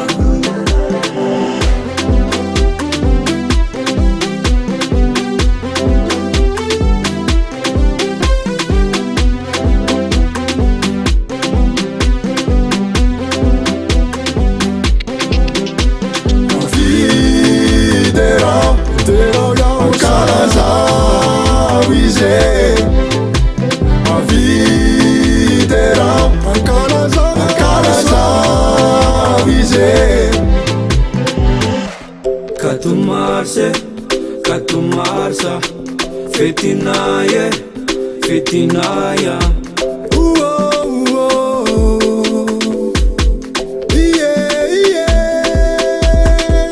Fifarina wananandroa Akalazana nyanarano sarubidi tuku niverena niza Fiderao Ankalazao ize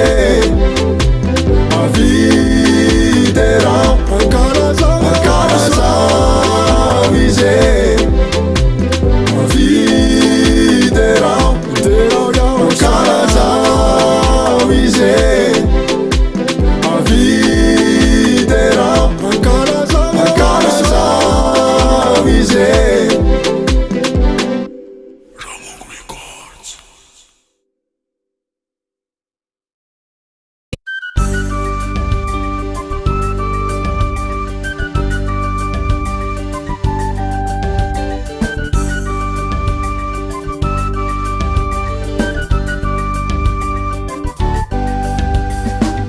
Yahosuanu maeri Yahosuanu maeri Yahosuanu maeri Izinu membuni naita Andirai lebe manandanja Nidadi nikatumasa Anu akala zaina Yahosua Izinu membuni naita Yahosuanu maeri Yahosuanu maeri Yahosuanu maeri Izinu membuni naita Andirai lebe manandanja Nidadi nikatumasa Anu akala zaina Yahosua Izinu membuni naita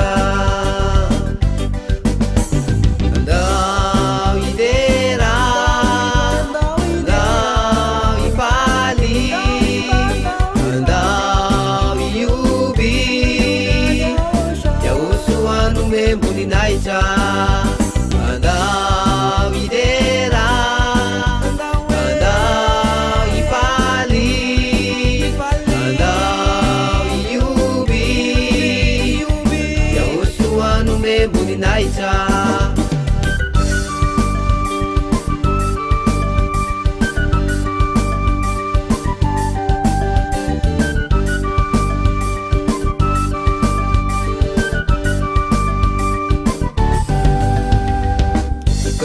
Vavana widera Dai panjaka tupuni eri Ayeteni vatanawali Wakati masti alividi Asagato mnyapte abu Yahosua na muda nawe Katu marsal suka natani Angkalaza na Yahosua yani andau idera andau ipali andau iubi Yahosuanu membuni naita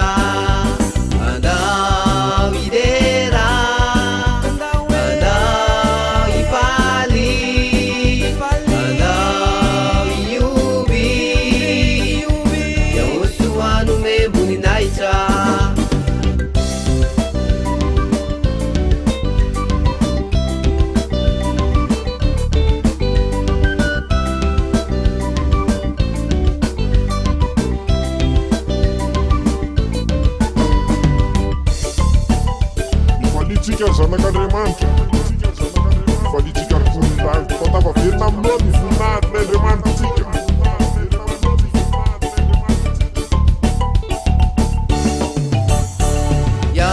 Yahoshua Yahoshua Yahoshua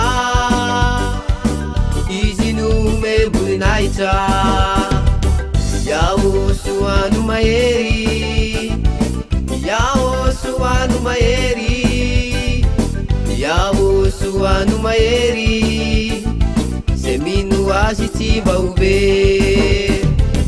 Yahosuanu maeri Yahosuanu maeri Yahosuanu maeri Seminu asiti baube Seminu asiti baube Seminu asiti baube Seminu asiti baube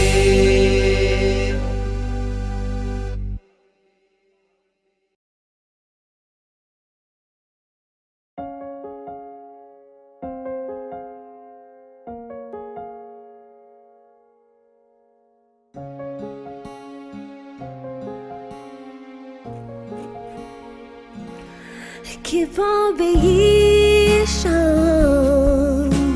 Don't know to change it, don't let your problems discourage you. Father God sees everything. He's not asleep. No one forgets you. Be always happy. Keep on begging happy even if you're the enemies. More to admire you. Father God sees never tells. He can make everything. He's mighty.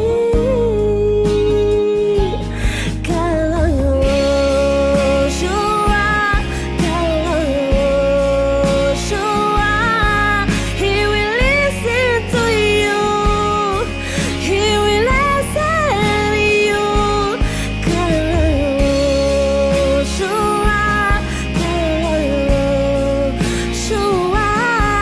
He will fight for you and this set you free. He war like this is you already know everything I brought you. You war like this is you already know what is good for you.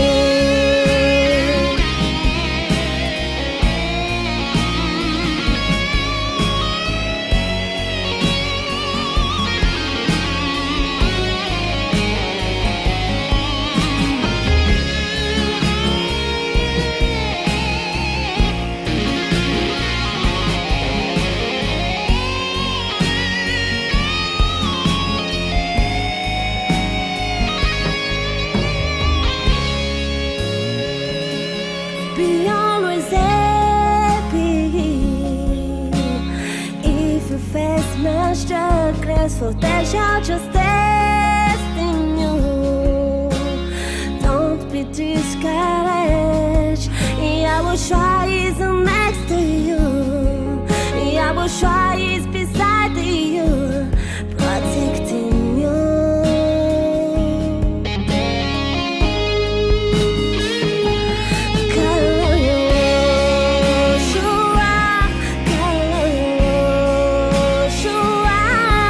He will listen to you. He will listen to you.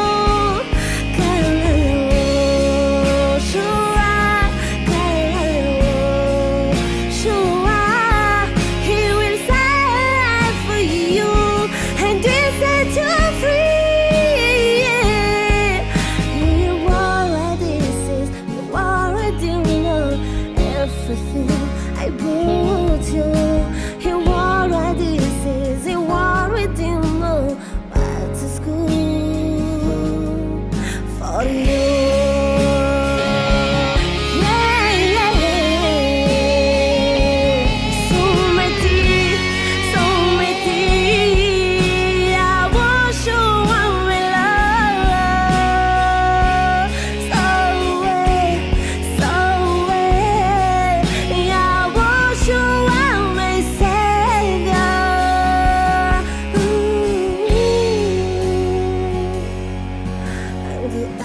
Just to you and follow you.